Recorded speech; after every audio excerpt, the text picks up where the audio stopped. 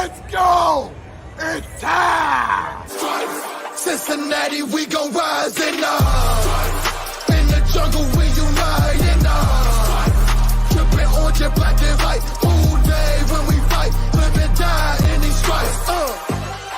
Now who gotta move rockin' on? Now who wanna move crossing on? Now who wanna move out on? If you got stripes, then you let the city know you rock 'em. Yeah, we got 'em. Yeah, we fought 'em. Like that black and orange up on 'em. Single bottle, never stop it. So the feastin' on 'em. Who they rockin' with the diamond stripes? Flossin' on the ring. Cincinnati, she's our queen. We gon' show the world who king.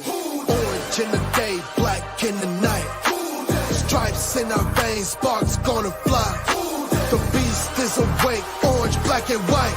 Cause when the jungle come alive, who day we ignite in Welcome to Bengals and Brews, the post-game brew after the game. 34-14, Bengals beat the Colts. Yes, hell yes. And honestly, if there wasn't for that minute and that trade penalty and, the Colts drove down, they did. We couldn't get off the field on one drive, and then they got that pick six. If it wasn't for that absolute domination by the Cincinnati Bengals today, absolutely love it, man. Now, I don't know about this one there, Hunter, but some McCarron was ready to cook too. My boy Dusty's here. He made it. Got the stash going on. Love it. What's up, fellas? The freaking Jets, man, were spanking the Texans, just dominating them. That also helps. I know they have the head-to-head win against us. That hurts. Our AFC record, not great. But today, big AFC win, and it was over the Colts, another team in the hunt. So just, man, I'm pumped, man. I'm pumped overall. I'm excited. Jake Browning looked great again. I about cried, man. Not really. Yeah. When he got hurt? Hurt, too. I texted you, man, and I said, that's a broken thumb. Motherfucker, this season is cursed. Like, I was pissed off. And then it was like, oh, just muscle cramps. I'm like, whew, okay. I mean, you all can say what you want about McCarron, but Jake Browning I need that T touchdown bad, bro. Yeah, that was a week. That was a week. Oh. Like, his hands were just there. That guy flopped. Dude, that was something. I jumped up off my couch, and I was so hyped, dude. That probably – I'm playing somebody that's the highest scoring dude in our fantasy league. And right now he's estimated to put up like 160. Everyone else in the league's at like 130. And I'm at like 140-ish. So that would have been huge for me. That's really got me pretty fucking pissed off, to be honest. I'm not pleased. That was a weak ass. I'm too happy. I lost all my bets that I placed because Zach Moss. I thought you went over. I did. Those things, but man, I do parlays, so I still had like Zach Moss for 40 yards. Something minimal. I'm like, teams run all over his 40 yards. He'll get that. He didn't. It's shout out to our defense. And then also Chase. I had Chase over 40 yards. Yeah. He had 29. Jamar, brutal. Yeah. Jamar Chase. Yeah, Jamar Chase for over 29. But yeah, let's go Jags. Yeah, he only had I had him over 40 and only 29. So the Browns were up 14, but it looks like Jags got a touchdown, 28-21. Browns ball, 3rd and 1 at their own 38. So if you guys can keep us up to date on that, I'd appreciate it if you're watching both. And, you can let us know. But, yeah, other teams are taking care of business. But the main thing was the Bengals had to take care of business. Week in, week out, we've got to take care of business here on out. And they did that. And the freaking – yeah, shout out to the O-line, shout out to the D-line, shout out to the defense because they were able to stop the run. I thought that was huge. The O-line, 0 sacks today. So absolutely great job all around, man. And, yeah, Chase, what can you say? Lightning and thunder with Mixon and Brown, man. Yes, you got to love that, dude. And he just seen that pop, that explosiveness that he has. It's exactly what we saw in college. And just to have that boom in, I wouldn't say he's exactly like a young Gio, but I remember how Gio was explosive like that, and just having that 1-2 punch it's nice to see in the backfield, and hopefully closing out games. And I'd say Mix was running the ball pretty hard, man. He had a nice Mixon. Yeah, that's why I'm hoping everybody can keep me up to date on that because I'm here in the garage. I don't have a TV down here or nothing, but I want to, hit some of the stats and some of our key players and stuff like that as we're on here. But yeah, Mixon, 21 carries. So we said overall thing get 25 between the two players. He had 21 for 79, so almost 80 yards for him. Only 3.8 a carry, but he had a touchdown again. He was good in the receiving game, 3 catches, 46 yards. And then Chase Brown, 8 for only 25 in the run game. So they keyed more on, and I was worried about that, like Chase Brown. And he had a lot of negative runs like late in that game that kind of hurt his average. But overall, I thought he played great. And he was our leading receiver, 3 catches, 80 yards, and a touchdown. Chase Brown. Leading receiver. I mean, the awesome. 1 for 60 helps a lot, bro. Yeah. 54-yarder is going to help that average, but he had a couple more. Like, he's good. And Mixon had the big screen.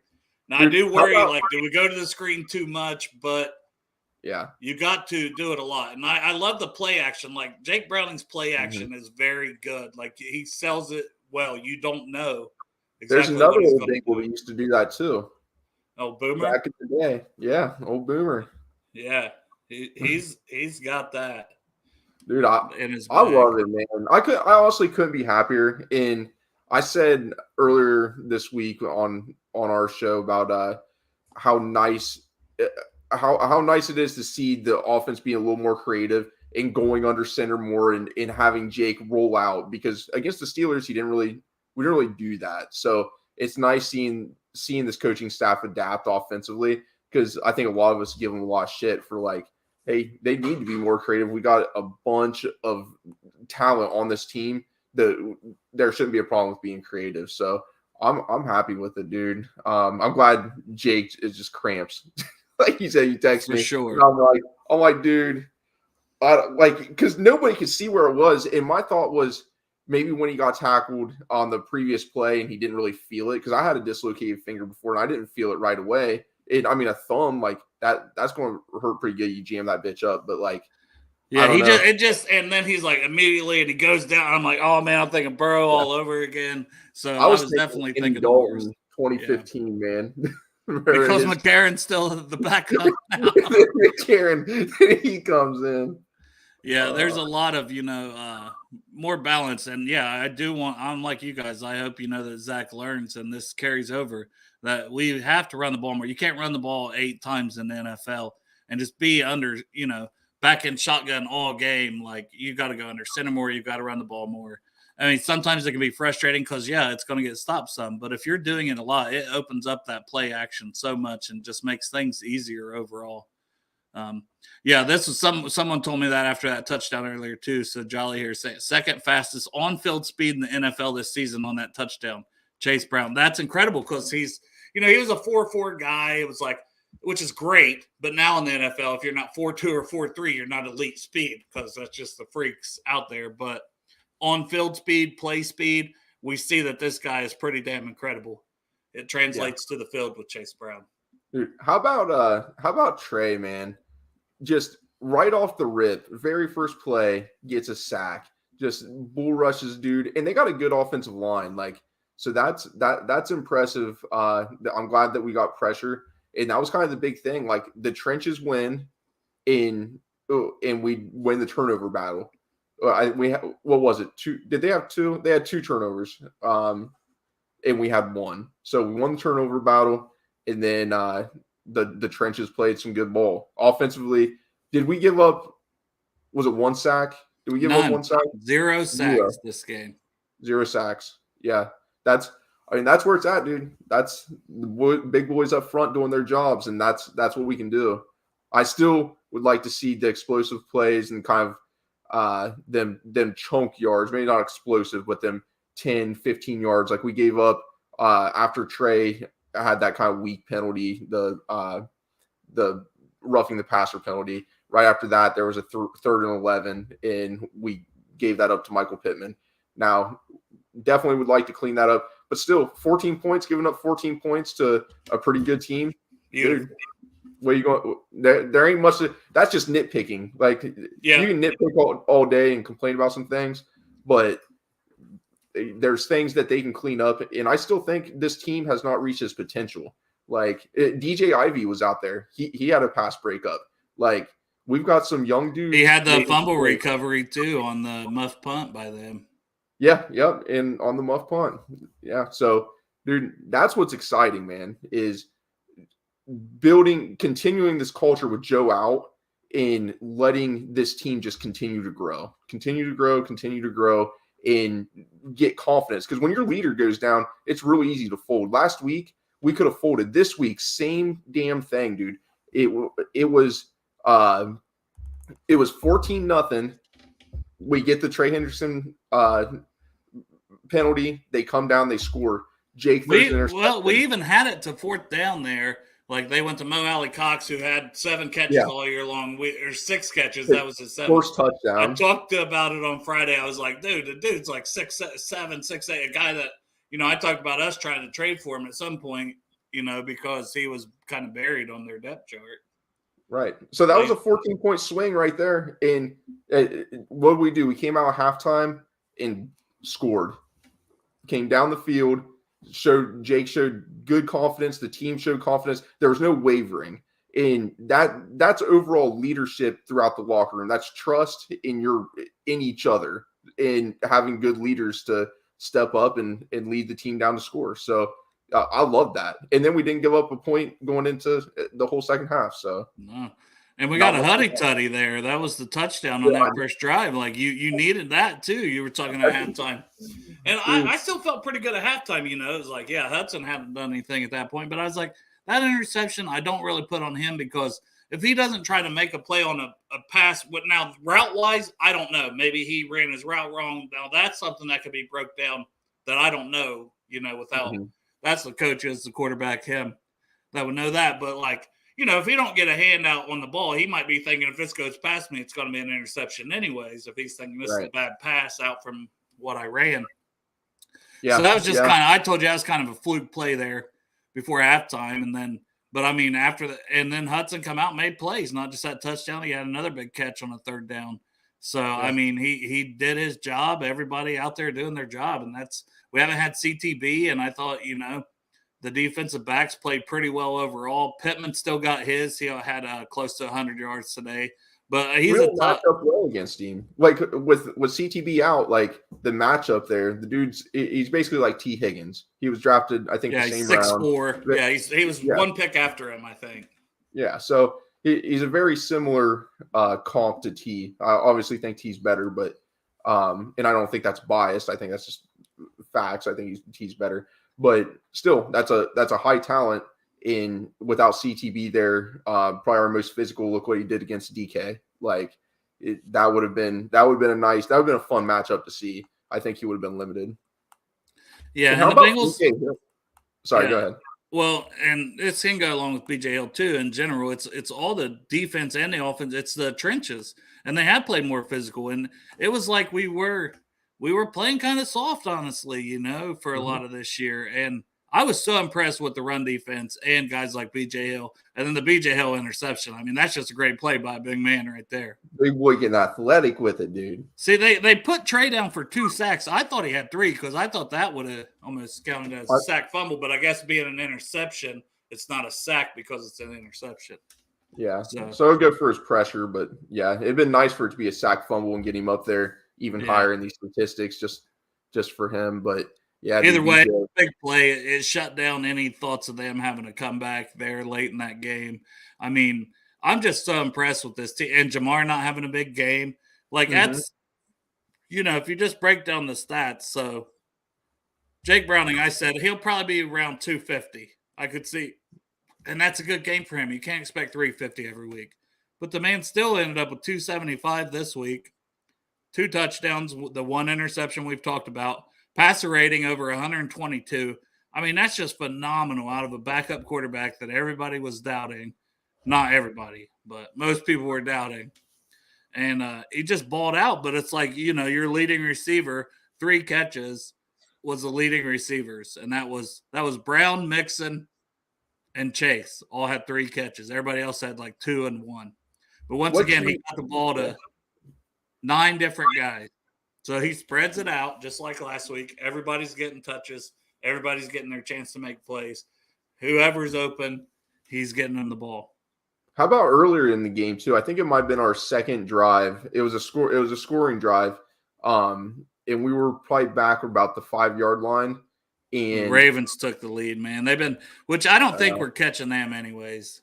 But go yeah, ahead, but it's always sorry. good to see them guys lose. Exactly. But Jake had pressure right up the middle, right in his face, and that's where he picked up that first down to Tyler Boyd. And the dude's just composed, man. He's waiting for his moment, and it's hard not to want to root for him. And if you're rooting against him, that's a pretty weird thing to do, I guess. But like the dude's playing, he's playing smart, he's playing good, and then AJ McCarron, man, he comes in, a little nostalgia there, like. He about had the tutty to tee, but that looked like the same side as in the playoff game against the Steelers where he threw it up to AJ Green and AJ came down with it and scored. That was kind of what I was thinking, and that came to an end pretty quick because I was a little irritated with that soft penalty. But yeah, that was pretty cool. That would have been really, really cool to see that touchdown stand and see AJ McCarron get a touchdown right there. Well, Jacksonville had the ball and they turn over on downs. The Browns have the ball at their own 38. So probably the Browns going to hold on with a win. How much time? There's still 3:30, but they didn't get it on fourth down. So even a field goal would make it a 2-possession lead here. Old Joe Flacco, though, over 300 yards, 3 touchdowns, 1 interception. It's kind of crazy that they almost lucked into a better quarterback than they've had all season on their roster somehow. And it's Joe Flacco. Like, is that sustainable? I have no idea, but wow. This dude's got to be like 36, right? Like, how old's Joe Flacco? Come on, man. I don't know. We'll just say he's old. He's old. Yeah, he's getting up there in NFL ages, man. And just come in and start playing. Their defense is so good, though. Like, you got to get – that's what – I don't like the Browns, but their defense it's up there. It's top notch. So, well, and this Ravens game isn't over yet because the Rams have the ball with about a minute left. It's 31-28. So, dude. Oh, and see, we're getting the clowns got away with the pass interference. Sounds right. Yeah. Some teams have all the luck. That's like Pittsburgh. It looks like their lucky horseshoe up their asses fell out. Yeah. Because last couple weeks they've lost to some not so good teams. 2-win teams, man. Did you watch that game against the Patriots? I watched a little bit of the first half, and then I went to bed and didn't watch the second half. And it got closer than I would have liked, but I didn't watch it, so I just seen the win at the end of the day.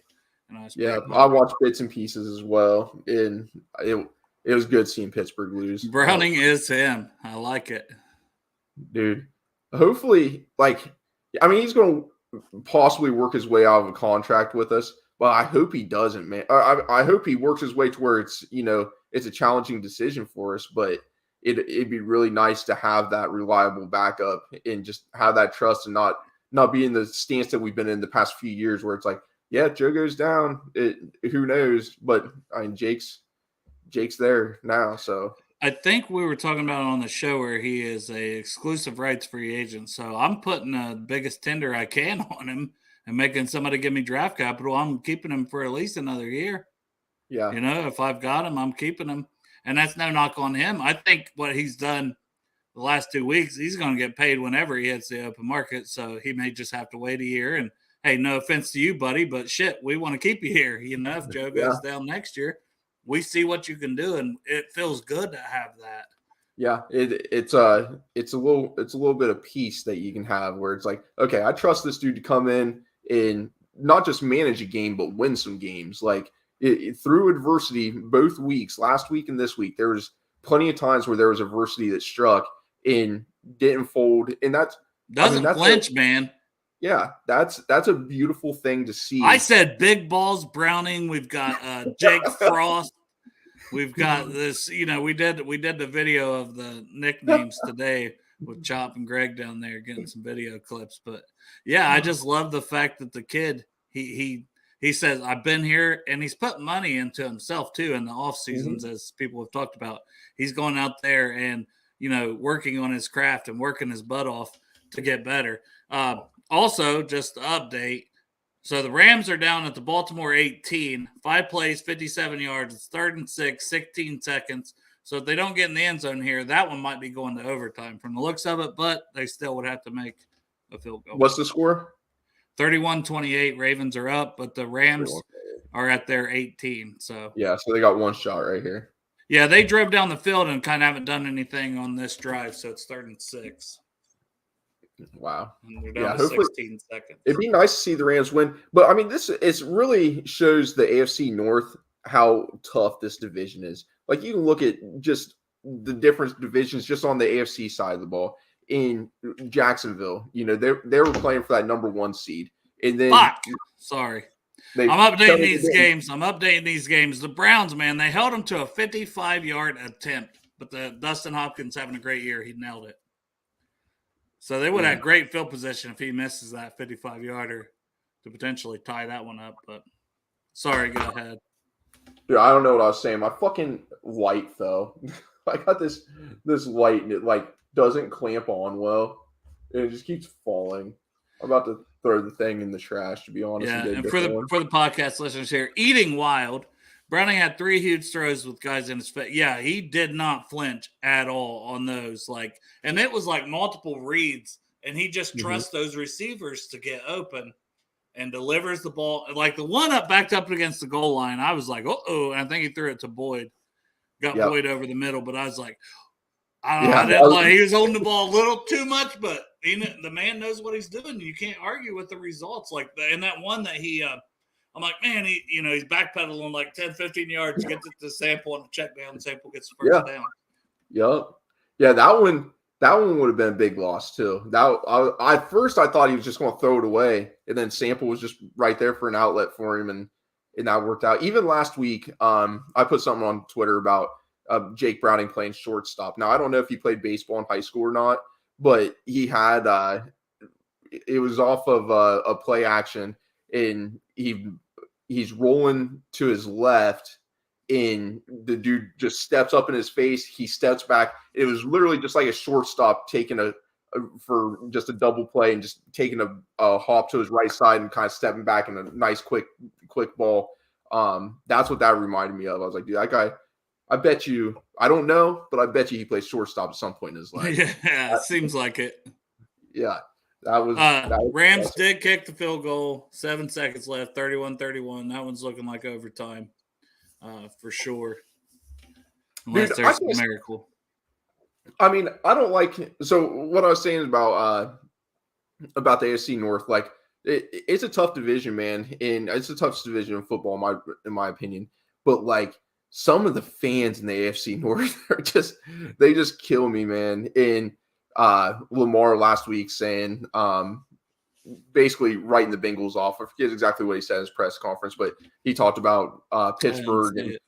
You didn't see that?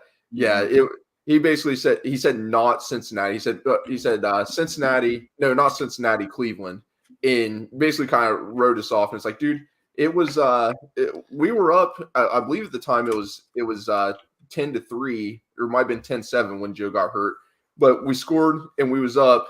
And I mean, I'm not saying we would have won. They got a really good defense. We're in their home stadium. They're a tough team, but we were looking good.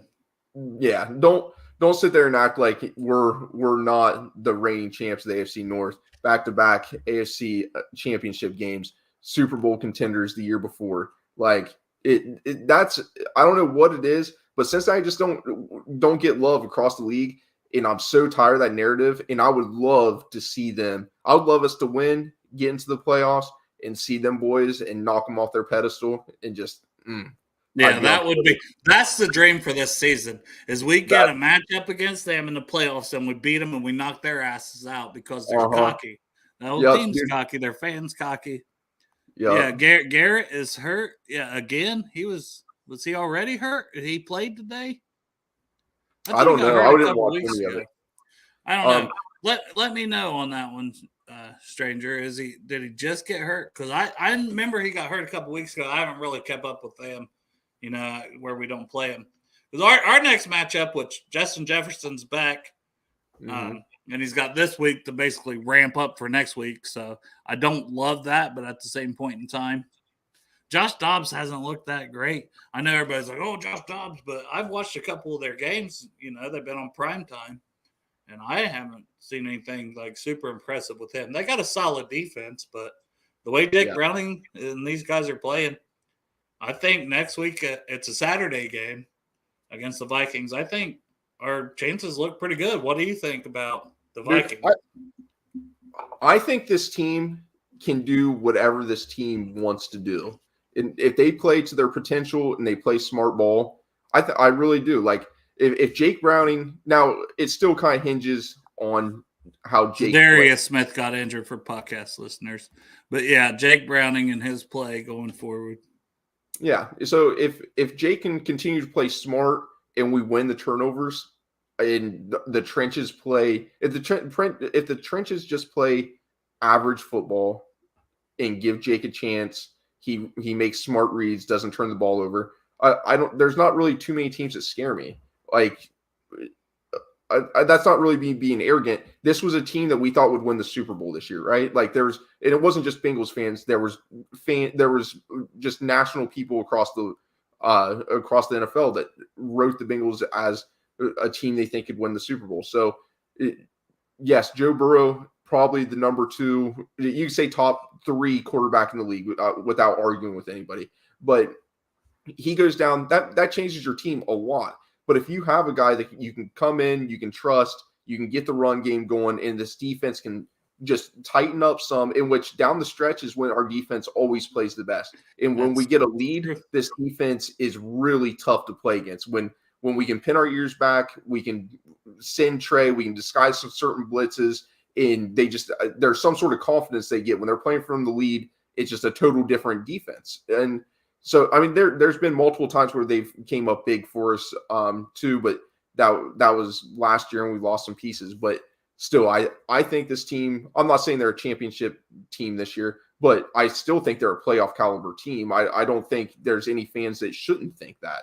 Well, and to me, I start to think, okay, kind of like when we made the run with Burrow. Yes, Burrow's great, but everybody has to elevate their play. We were the underdog. Even last year, when people started to count us out, oh, we had to go on this 10-game win streak to get everybody to realize, hey, we're back. We're still here, and now without Burrow, oh, it buried us again. I think this team likes the underdog role, and I think everybody on the team, where it's not like, instead of just expecting Joe to go out there and beat Joe and pull this shit out late, everybody's got to bring their A game the whole game. Mm-hmm. So it makes everybody have to bring it from start to finish. I mean, these guys are professionals. You would expect that anyways, but it's just natural to think when you have a Joe Burrow, like, oh man, if something goes wrong here, he's going to make up for it, because he has. It's a safety net, man. Yeah. It's a bit of a safety net. Like, and now you don't have it, so you got to go all out every freaking play. Yeah. When you got your back against the wall, you feel a little different than when you have that little bit of protection that you feel like you have, where it's like, might be able to get by and have a couple mistakes here and there. But when you have to play mistake-free football and we have to be together as a team, that makes a difference. And we did that last year and the year before that. We did it where the team came together. I agree with this too. Chase Brown and Tanner Hudson make this offense different, like dangerous, more explosive. Because Tanner Hudson, I know today he didn't have. He had the touchdown, but we've seen in other games where he'll catch and run and get a 20, 25-yard gain on one play. And then we obviously seen what Chase Brown can do the last 2 weeks. So, yeah, it's the explosiveness of those two guys is huge, along with the other talent. The catch by Tanner Hudson today, dude. I don't know. It might have been like a second and 10. I don't think it was a third down, but it was a second and long or a third and long, and he caught that ball. I ended up texting you, and I was like, how about that route and catch? And that, he ran it quick. He broke out. He snapped out of his route fast, and he jumped up and he made it. He jumps up and gets the ball too, and that's the thing. The dude's 6'5".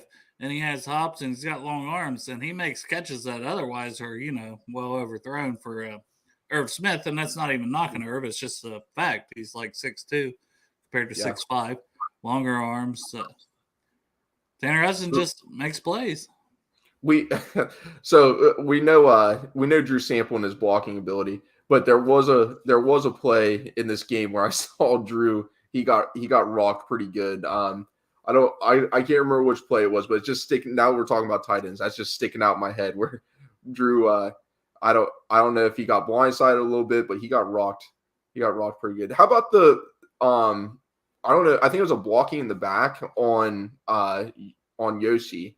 What did you see that? What? Yeah, it's not a block in the back. It's a legal blindside hit is the call. Is it because they're going to the interior of the?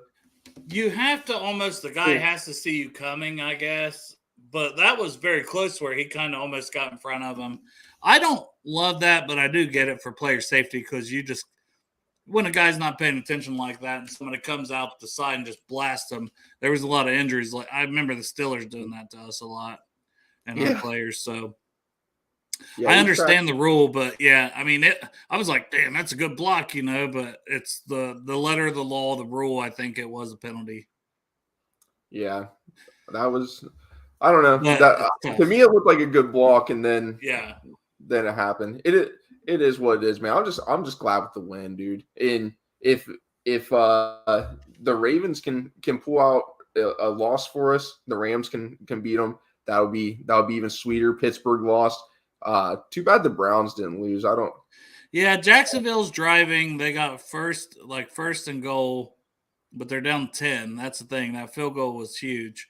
So see, they would need a score here and an onside kick, pretty much. So probably not. Trevor Lawrence. I wonder how he's looked today. I don't know how many people you got in the chat that maybe watched that game. But how did Trevor Lawrence look? If you got it, maybe if you have his stats up. Yeah, I haven't watched it, but I would say not great. 27 for 47, 255 yards, only 5.4 per average, 2 touchdowns, 3 interceptions.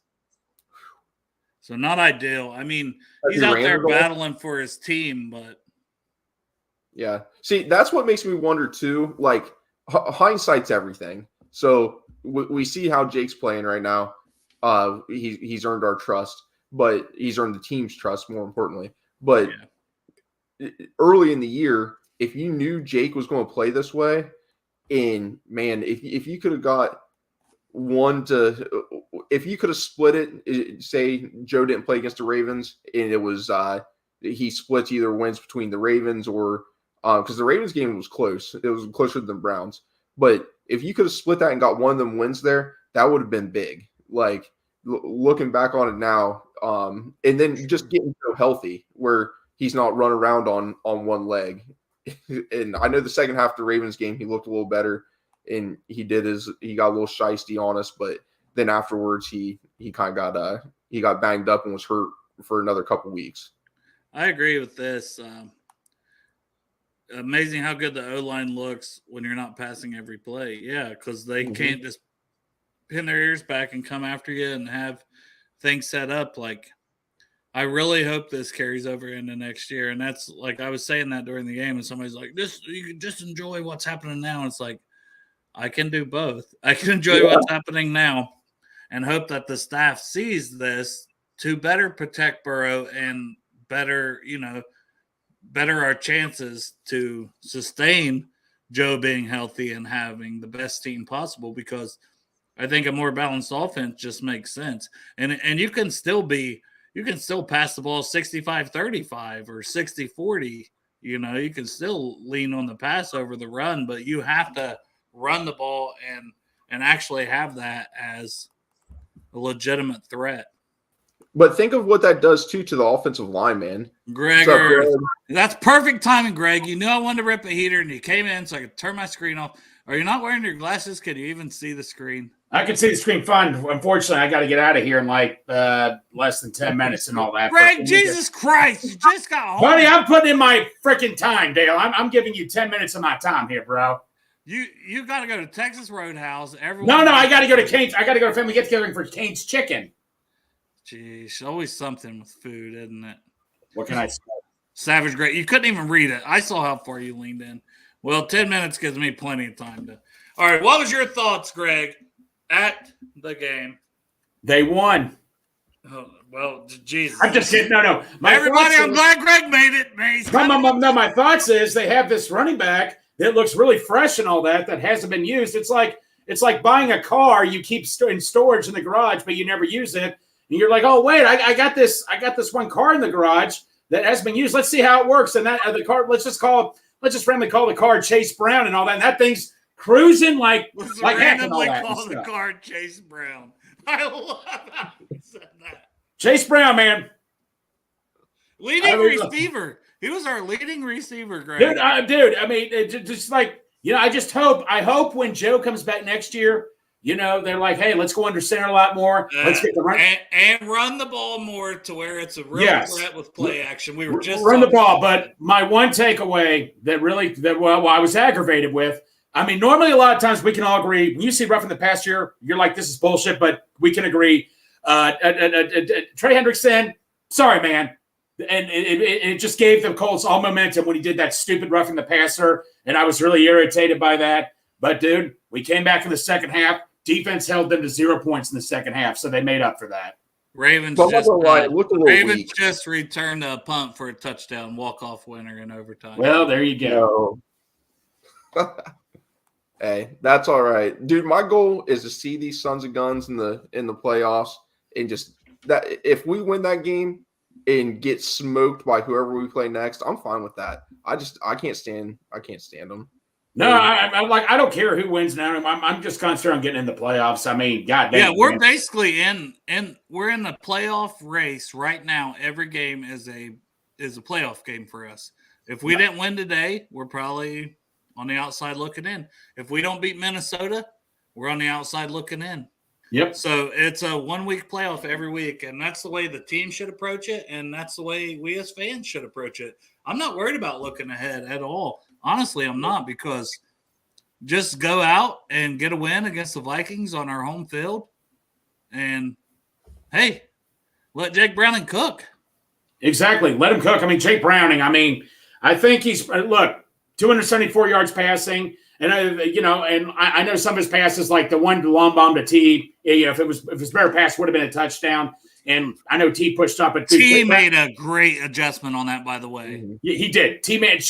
Although T dropped some passes, he did redeem himself with that. And Tanner Hudson, I see Irv Smith come out. I'm like, why? But I'm not trying to bitch or anything. But I'm just saying, man, I think we made the adjustments and all that and stuff. We came out in the second half. But dude, Jake Browning, I think he's proven he's our guy right now, man. Greg, what was the stadium like with fans and stuff? Because I've seen a lot of people saying there was a lot of blue jerseys and stuff there. But on TV, TV, you could see the blue, but it was still overwhelming Bengals. Well, what's funny is, and I before the game, it looked like there was not that many Bengals fans. And Santori even tweeted, I guess we're seeing the true fans here and the fake fans not here. But when the game started, the stadium was packed. But Dusty, Dale, you know who I was sitting next to this game, don't you? Who's that? My brother-in-law, who's the Colts fan. Oh, yeah. So I had to be careful and all that. I had to be respectful as I could to him. Hey, when the Colts did well, he cheered. When the Bengals did well, I cheered. We were both cool with one another. But to get to your question, Dusty, I would have to say 40% Colts, 60% Bengals. It's right down the street from Indy. 40%? But I'm not going to lie. That's a lot. Yeah, I know. I was not. I was a little displeased myself to see that the stadium was packed, but there were a lot of blue jerseys there. Damn, it didn't seem near that much on TV. Yeah, everybody's got a different opinion. It could have been a little bit less than that. Bengals fans still had them out there, but you guys got to think.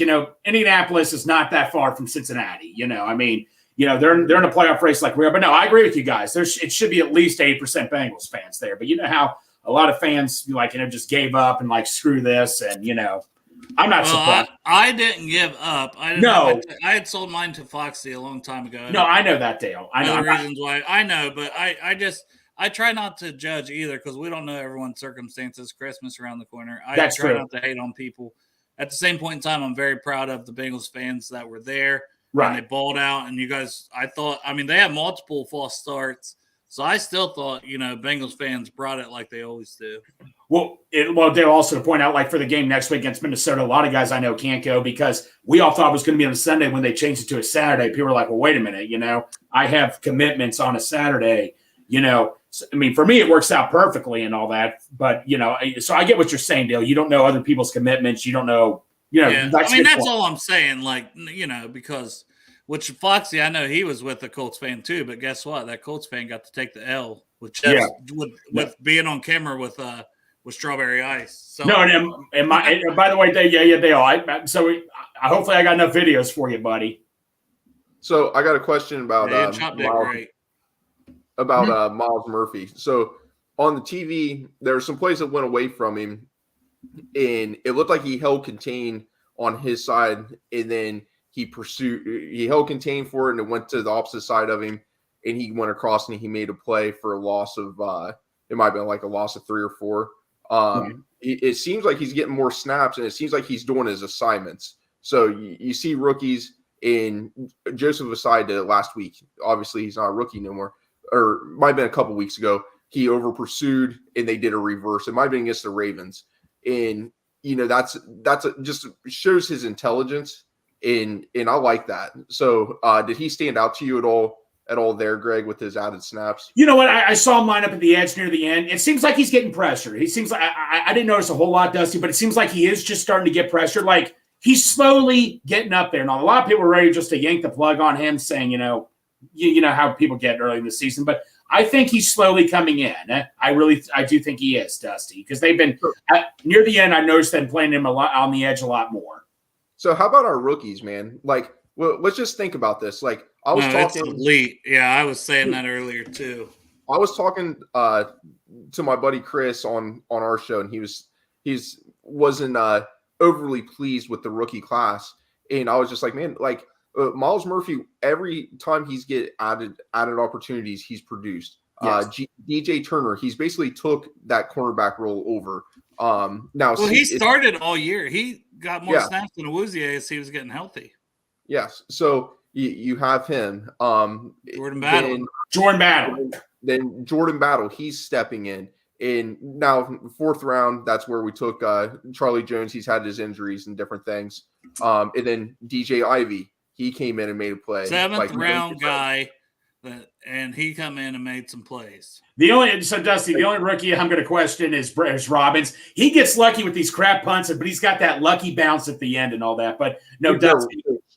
They're just short. And nothing against Brad and being a Michigan guy and me, but he's a Bengal now. Like I'm rooting for him, but it doesn't seem like hang time's great. Like if you can have a good bit of hang time, you can get down there and cover the ball. But when you're punting the ball for 35, 40 yards and hoping for a good bounce, like we got one good bounce this game, and that helped his net average by a good bit because that ball probably rolled a solid 15 yards.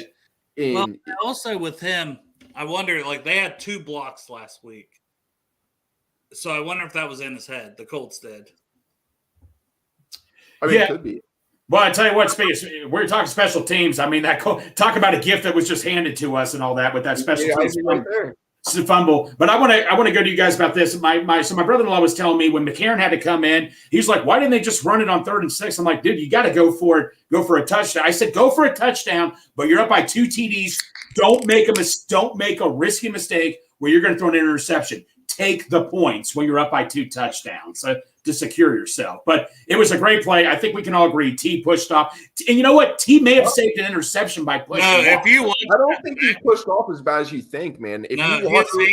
His hands was on the guy, Greg, but there was no push. It was just there was no push. Hands was on the guy, and then he went up and caught the ball. The guy flopped. Okay, so you thought it was a BS call. Okay, from 100% BS call. Okay.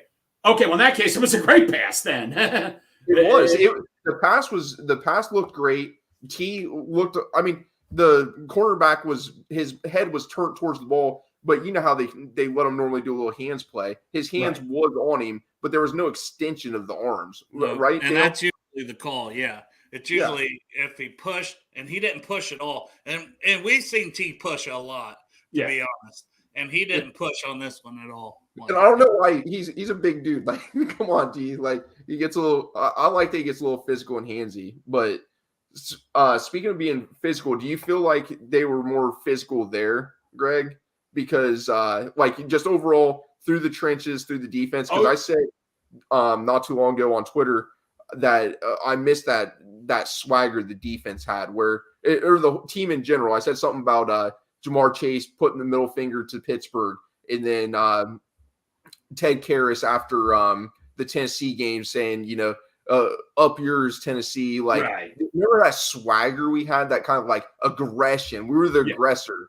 I think it's the defensive swagger, though. Well, I'll say this: the defense. I was getting frustrated with the defense because when Colts got into that rhythm, throwing the short passes here and there, throwing passes. There were guys getting wide open at times, but I tell you what, no, near the end though, man. I'm trying to think, when the guy missed the field goal and all that, but near the end though, man, we were just like Trey Hendrickson when he got that sack. Yeah, we were hitting guys left and right. We were coming at guys big time. Like we were like. It seemed like we had 2 or 3 guys on one guy, the running backs. But the defense I was a little concerned with. Like when the offense was getting into a rhythm and all that, that's what was a little concerning to me. But when the defense in the second half, I guess Lou said, dude, just put up or shut up. Well, even in the first half and throughout the game, I thought Jermaine Pratt had one of his best games. I don't know if that'll be on PFF-wise, but it seemed like they were almost bringing him on. It was almost like a run blitz a lot of times, and it really did shut down the run game. Pratt would be one of the first guys back there, and they were getting negative plays against the run.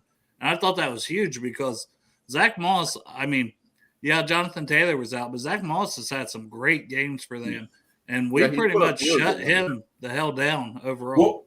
Well, like I say, the screen pass, like I was shocked to see Browning have over almost 300 yards passing, but it was the screen passes. The screen passes were just so beautiful. They were just so perfect. The ones that worked, the ones that worked. But no, I could tell both Mixon and Brown, both that just had that mindset, like we're coming after you, like Chase Brown, man. No crap. He's went to the game and has already got home that quick to hop on here. Yeah, I got home quick, and unfortunately, I do have to hop off. What a cocksucker. I know, man. I put in my 15 minutes. The views went way up because you came in, Greg. Everyone's so excited to see you. Yeah. Yeah, Greg. They left when they saw me here, and then you came back and it bounced it out for us. But yeah, no, guys. I have to go to a family gathering and all that. My family's wondering where the hell I've been recently. I have to let them know. That's all you did. It's what you did Friday. No one to hang out with. I know. No. I'm sorry. I love y'all. Take care, Dale. Love you, buddy. See ya. Current Browning to 2015, Andy Dalton at the moment. No, I can't say it. I just think they're 2 different players. I don't know. I think Browning – Dalton was a little mobile too, but I just think it's different. Plus, we had a top 5 defense that year, but Andy was cooking before his thumb injury. He was in the MVP race, dude. I know, and Browning is. I don't know. Maybe. I don't know. I don't know. It depends on your view of Andy, but the big games, like this dude came in last week in Monday Night Football on the road with the most viewers of anything going. Like it was like 16, almost 17 million viewers. So that's a big game. That's a lot of people watching. And I'm during the time he probably doesn't know what the hell's going on. He's probably not worried about it. He's focused. Other than crowd noise and what's going on there in the stadium, but it's still different when you're playing in Monday Night Football, prime time. Yeah. Everything's different. Yeah. So Andy, that was just kind of the downside to him. I don't know, man. AJ Green, did you see some people talking? There was somebody that tweeted out about like the comp of Marvin Harrison to AJ Green. Like the dude said that was like a slight to Marvin Harrison.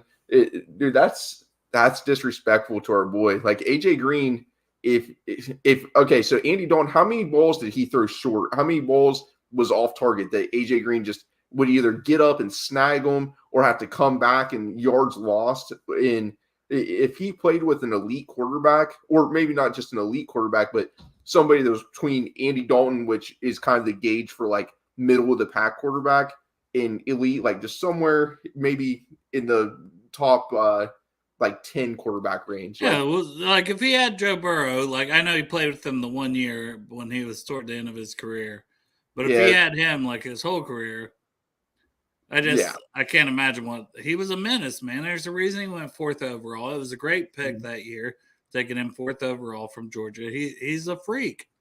AJ was a freak, and it's a fair comparison. I wouldn't see that being I think Marvin's like almost a little thicker.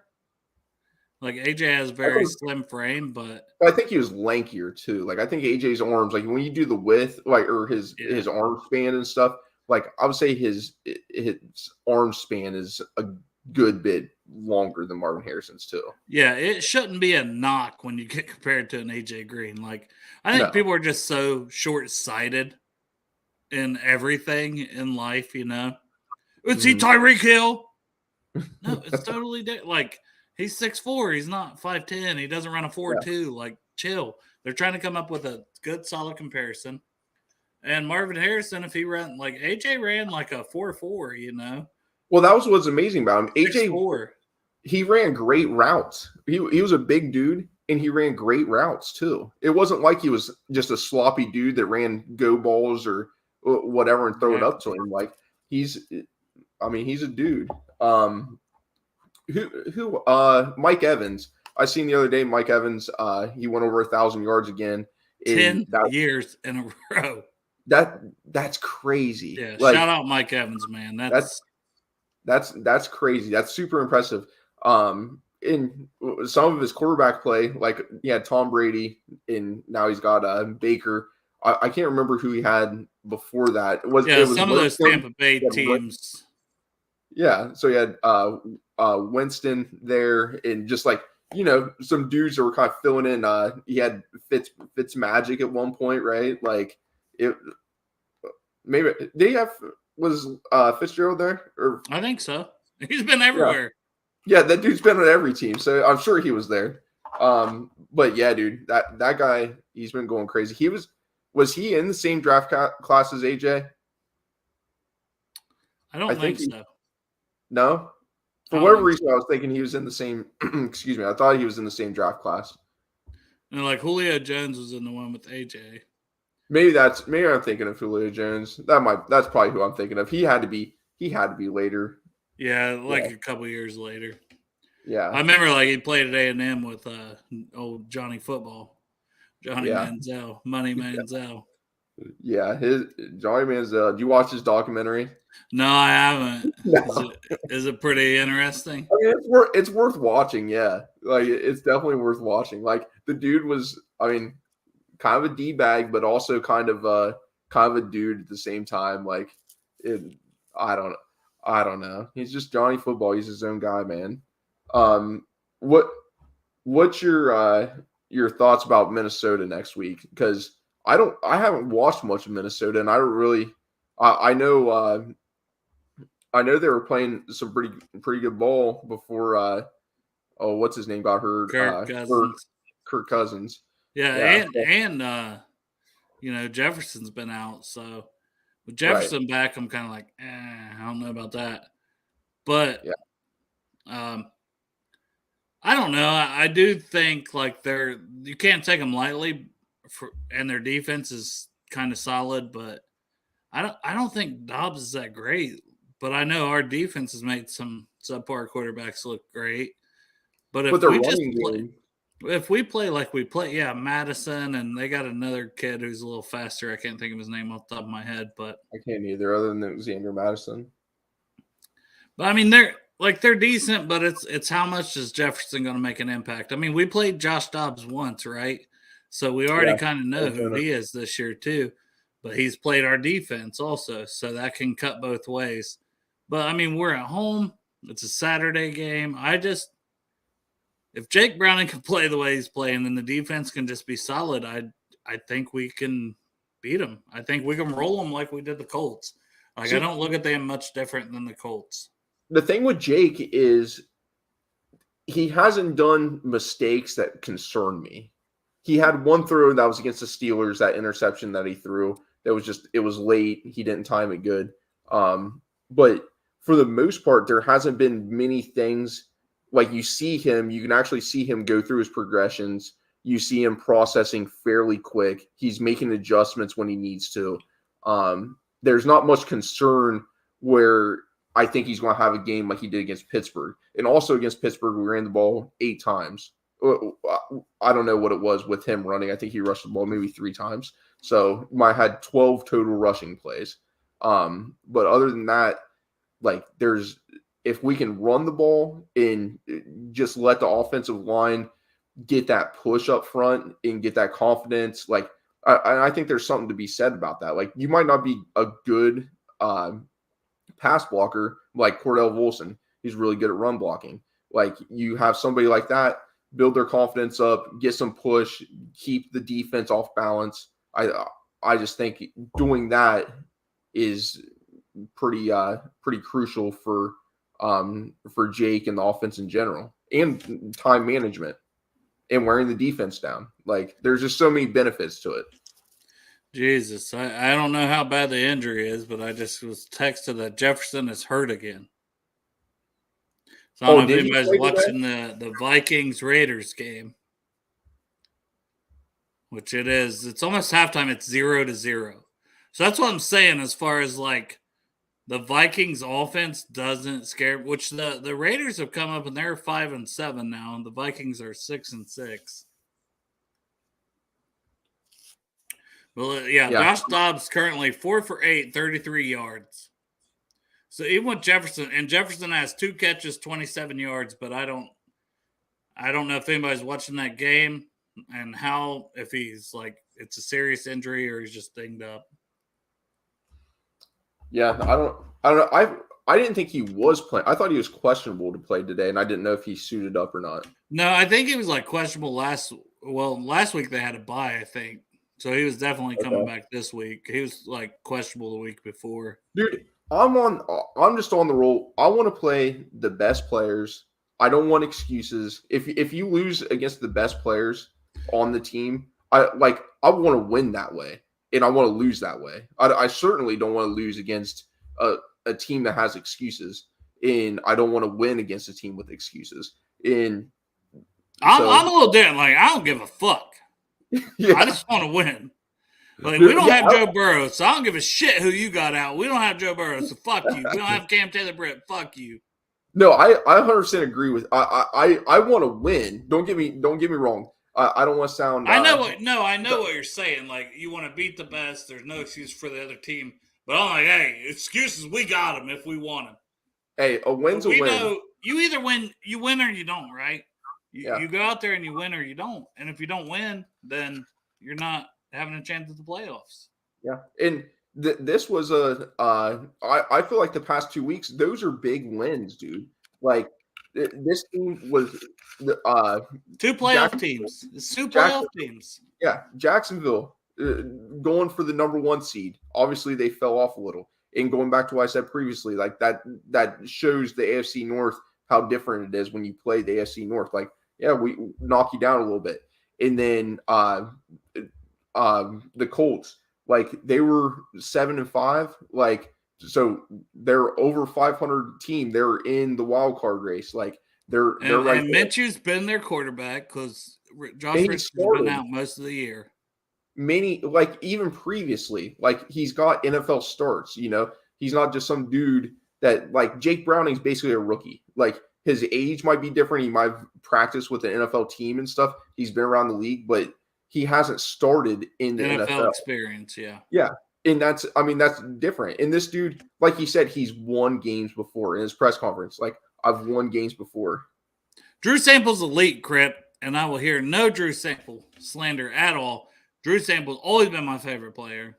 Dude, I love having Drew in the backfield, man.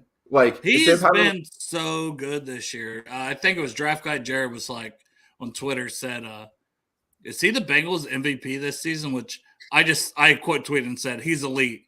I'm not going to say he's our MVP this season. I'm not going that far.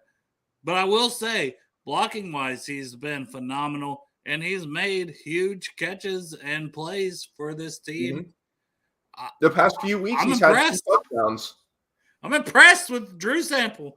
Yeah, I mean, Drew's playing his part and doing what he does. I mean, everyone's a piece of the puzzle, right? Like, everyone's got their little niche and what they got to do. It's about using them correctly and put them in positions to succeed. That's the coaching staff.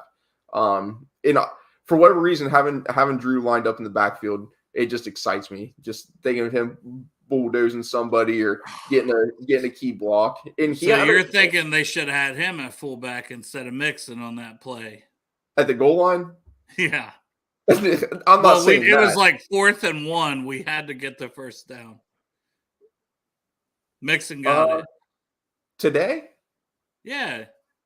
They had Chase Brown behind Mixon, and Mixon basically lined up, and they handed it to Mixon, and he got the first down. And then we were right at the goal line. And Jake Browning ended up sneaking it in for the touchdown. Okay. Yeah, you're right. Okay. I was thinking Joe scored on that. No. I mean, there's a difference in reading your holes and in having the ability to do little jump cuts and stuff. But I'm just talking about the ability to block somebody coming up like Samaje did last year. Like, you put Samaje in, he could block somebody, and he could fade out and catch as a little outlet. So that's what I'm saying. Yeah, Andrew's done that out of the backfield a little bit. So I just think it's coming. It's coming. We're gonna get a Drew Sample handoff on the goal line. It's gonna happen. Dude, what about Pecco? Put DJ Reader back there in the Pecco role. Who's blocking that man, bro? Why not? Who's blocking DJ Reader coming full steam ahead? So, update on the Bills beating Kansas City has not looked good lately. But the Bills, that's another team that it's like, man, I kind of almost feel like we needed to root for Kansas City just because now the Bills are right there with us as far as record-wise, getting in the playoffs. And yes, we have the head-to-head, but I'm sure they have everyone has like a better AFC record than what we do. So, yeah, I don't know, man. I don't know. Come on, Kansas City. I hate Kansas City. I can't really root for them, but yeah, that's what I was thinking about a little bit ago. It was like, who should we root for there? Because the Bills are 6-6 as of now. So yeah, I don't want them tied back up with us. Yeah. I don't know. We still got Kansas. Dude, how sick would that be? Beating Kansas City, getting in, beat Baltimore, and then just win the Super Bowl. Just win the whole damn thing. Run this shit, dude. And I don't know. I think the defense is going to get just down the stretch. Just what we've seen the past few years is the defense gets more cocky and more cocky, and that's what we were missing earlier in the year. It was like we didn't have it's a slang term, but that swagger, and the defense just didn't seem to have it. I don't know what it was, but they seemed just soft and they seemed bland. And guys like Jordan Battle, who are playing more, are going to get more comfortable in their role. DJ Turner, who's played more, all of a sudden, kind of like Cam Taylor-Britt last year, these rookies that are playing so many snaps on defense, all of a sudden, you've got a full year in when it comes toward the end of the year. You've already played a full year. Now you've got your snaps in. There's no nerves. There's no nothing. You went out there, you've shown it, you've done it. Now just go out there and be you and ball out and show why you were drafted where you were drafted. And I think that's what we're starting to see. And I think the Jordan Battles and Logan Wilson, he's kind of had a little bit of a rough year in my opinion. But, Trey's been phenomenal. What's he up to? That's what I'm thinking. Is he at 13 and a half? At least 13 and a half sacks. Because I think he was 11 and a half going in today. And he had 2 today. And he was at 13 and a half, or he was at 11 and a half, I think, going into today. So, I mean, how do you not love Trey, man? First off, last week, he goes in, he gets pressure on Trevor Lawrence. Basically, he kind of rolls over the dude. Now, I'm not saying the injury that was on. Yeah, he didn't do nothing there. Yeah. So he gets up, and then he tries to help Trevor Lawrence up. He takes his helmet off, says a prayer, and then moves on. He's got that switch where everyone knows he has blackout Trey, and he's just who he is, and he talks trash. Everyone knows, he's kind of the trash talker a little bit, but he still has that compassion. I feel like the Bengals team is such a clean playing team that I love it. But I also want to have that dog too, where it's I don't want to be flip the switch. It's flip the switch. It's the over the top. It's the Sylvester Stallone. It's turning the hat backwards. Now I'm this guy. And that's what Trey's like. And I just feel like he embodies that perfect like defensive lineman mentality. And I feel like DJ Reader is the same way. I feel like we just have these dudes that when they flip the switch, look out. Like look at Sam Hubbard. Sam Hubbard's came up in big moments for us down the stretch, multiple different times. You can go back 2 years ago against Kansas City. He had the strip sack on Patrick Mahomes. It was like second and goal maybe, or second. Just a masterclass game in that second half against Mahomes in general. Yeah, so it's just that's a beauty, and I feel like that's what we need to get this defense back to where these young dudes that are in there, they get that dog. And it might have been last week. It was after that weird illegal contact down the field by DJ Turner. The play after that, DJ Turner comes through, blows through a block, and lights. It was last week because it was Calvin Ridley. He lit up for maybe like a yard or two loss. Do you remember that play? Yeah. Yeah, it lights the dude up. Like that shows, for one, he's a young dude, but that mental toughness to not let, hey, that was a shitty penalty. I'm gonna let that get under my skin. Nope, brushed it off, moved on, and went and made a play. Now I love that. Yeah, I love everything the team's doing right now. Like I'm proud of this team for fuck that. I don't want to talk about the draft. I'll talk about the draft a lot. I love the draft, but yeah. Oh, I want football, man. I want competitive football, and I'm so thankful for what the Bengals have done the last couple of weeks because, hey, boys, we're here. We got a potential playoff spot every week as a playoff game. Let's go out and let's cheer this team on and let's have fun. And Jake Browning's cooking. Let him cook. Let him, dude. I love it. I think the big thing is the team trusts him, right? Like you can just see it. You can see no one has quit. Like there's been no quit in this team. Is like, oh man, Joe's out, we're done. There's not been a single bit of quit in this team.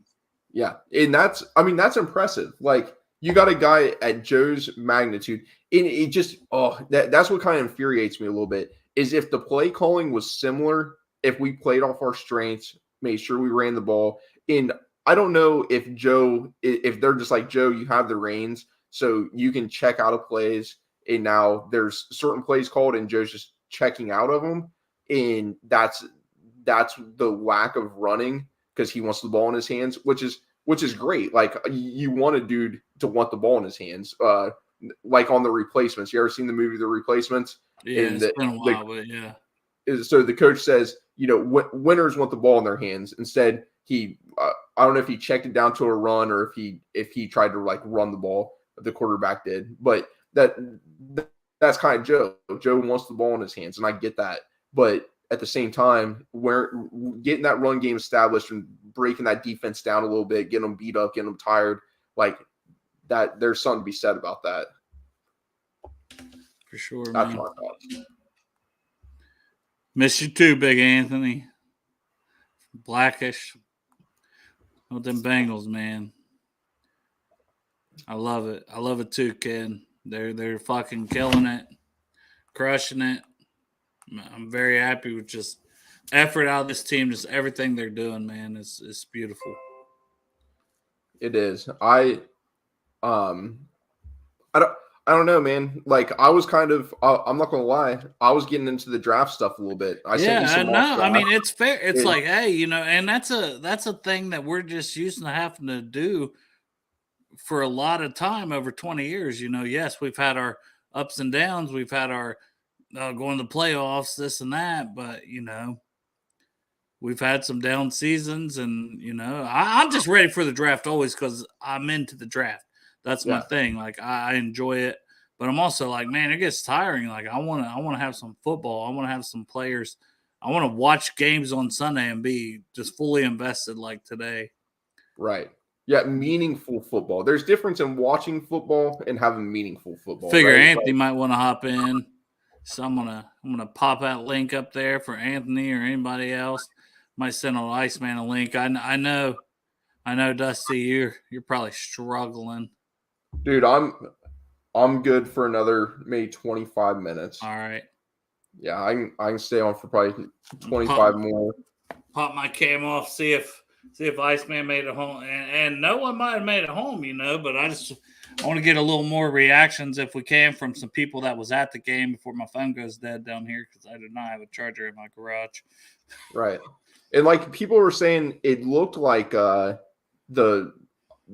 TV, the stadium looked like it was filled up pretty good. And you could hear the chants and everything across the TV where it sounded like the stadium was pretty full. So people were, I guess, at the beginning of the game saying some stuff about the difference between having Colts fans there and Bengals fans there, which I felt was kind of, it just was, I guess, deceiving what you see on TV and what you see on in real life. Which, like, when I'm at a game, I'll look and always behind like the opposing bench. There's always more of the other team because that's where people want to buy the tickets for, and I'm sure family gets some tickets there, stuff like that for the opposing team. But I'm just like, I didn't think it was. I mean, I did see a lot of blue, but at the same point in time, it's like, whatever, man. I still, at the end of the day, if the team goes out there and does their job, our fans are going to get way louder. Their fans ain't got nothing to say when we get the damn job. Dude, that's one thing I love though about Cincinnati, just like the fan base and how loud we can get and how much fun it is at games, and especially when you have people that have been around for, like, I'm not saying I've been around for years, but I've been around for the years that were the bad years. Would it be cool to be like, yeah, I was there back in the 80s and see them go to a couple Super Bowls, and then that was right. That was right before. Yeah, I didn't watch that. Yeah, and so I've just been around for a lot of the not so great times. So I'll be around. I know there's a lot of fans that'll be around, and that's what makes it cool. It's just it's a good community. And Bengals fans it's fun to connect with. Especially getting on Twitter. Like you're the one who got me back on Twitter. I wasn't even getting on there. In like Facebook and stuff. Those groups were not that fun. You put stuff on there and everyone seemed to want to argue. It was just different. It was a different little man. And Twitter was getting like that too without Joe. Like, I hope, it at least silences some of the people that are just. So I feel like, man, and I'm like, fan however you want to. I fully feel that way. People, react differently about different things. People do that in their daily life. So why shouldn't they do that about a team they're passionate about? But at the same point in time, man, there's some people in there that just, they wait for the negative. They wait for the downfall. It's like, man, I don't see you saying nothing positive, and then you say something negative. Like, it's cool if you call it both ways. Right. Dude, I'm so back and forth too. Like, on a bad play, I'll sit there and there ain't nothing wrong with that. Yeah, I'll cuss and say crazy stuff, and then the game's over, and then the next day it's like, yeah, like that's, I still love them. Like it is what it is. We ain't going nowhere. Like, yeah, good day, Charles, man.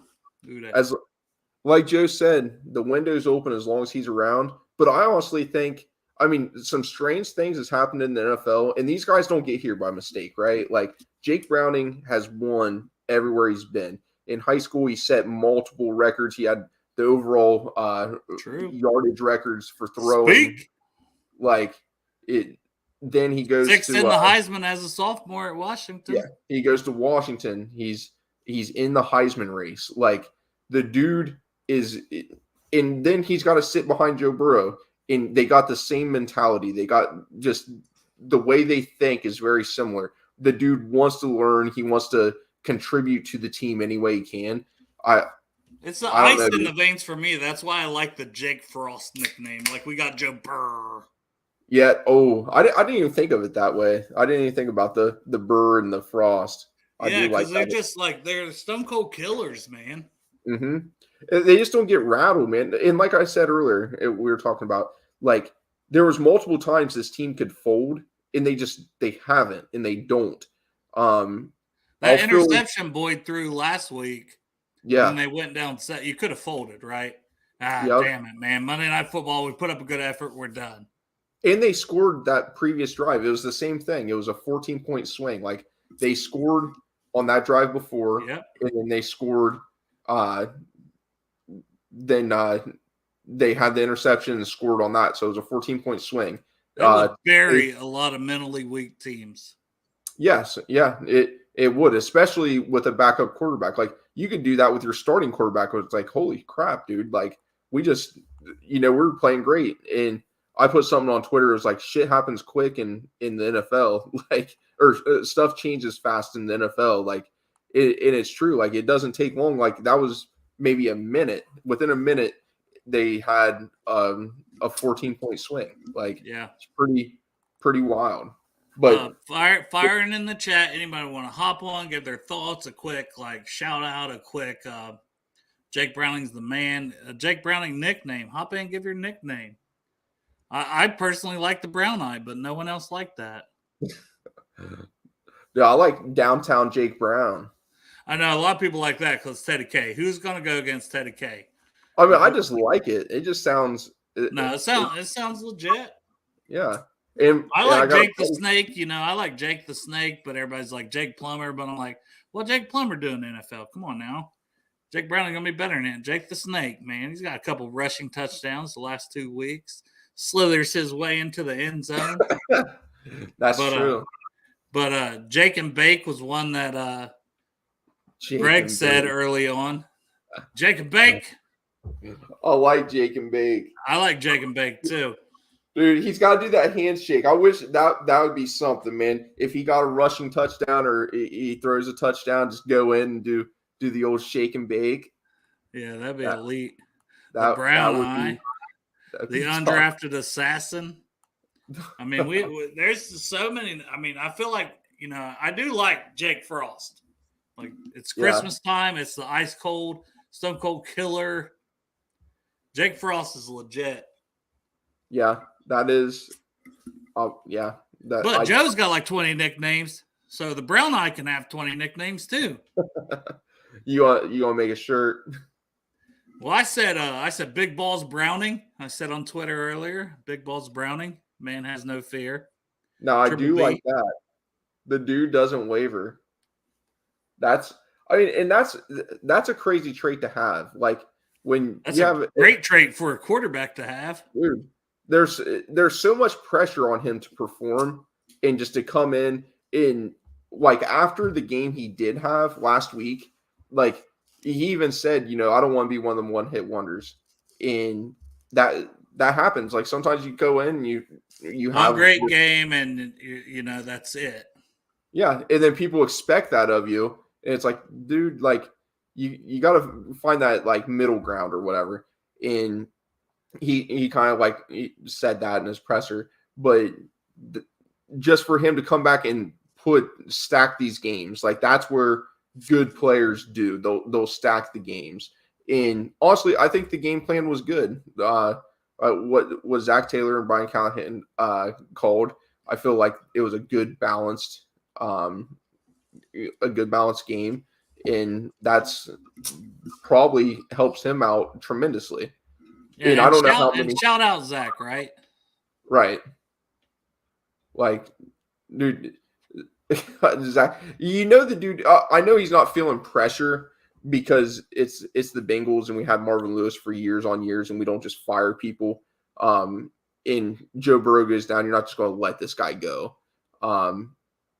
But just the pressure of knowing I have this team. Is that a cat behind you, bro? I'm sorry.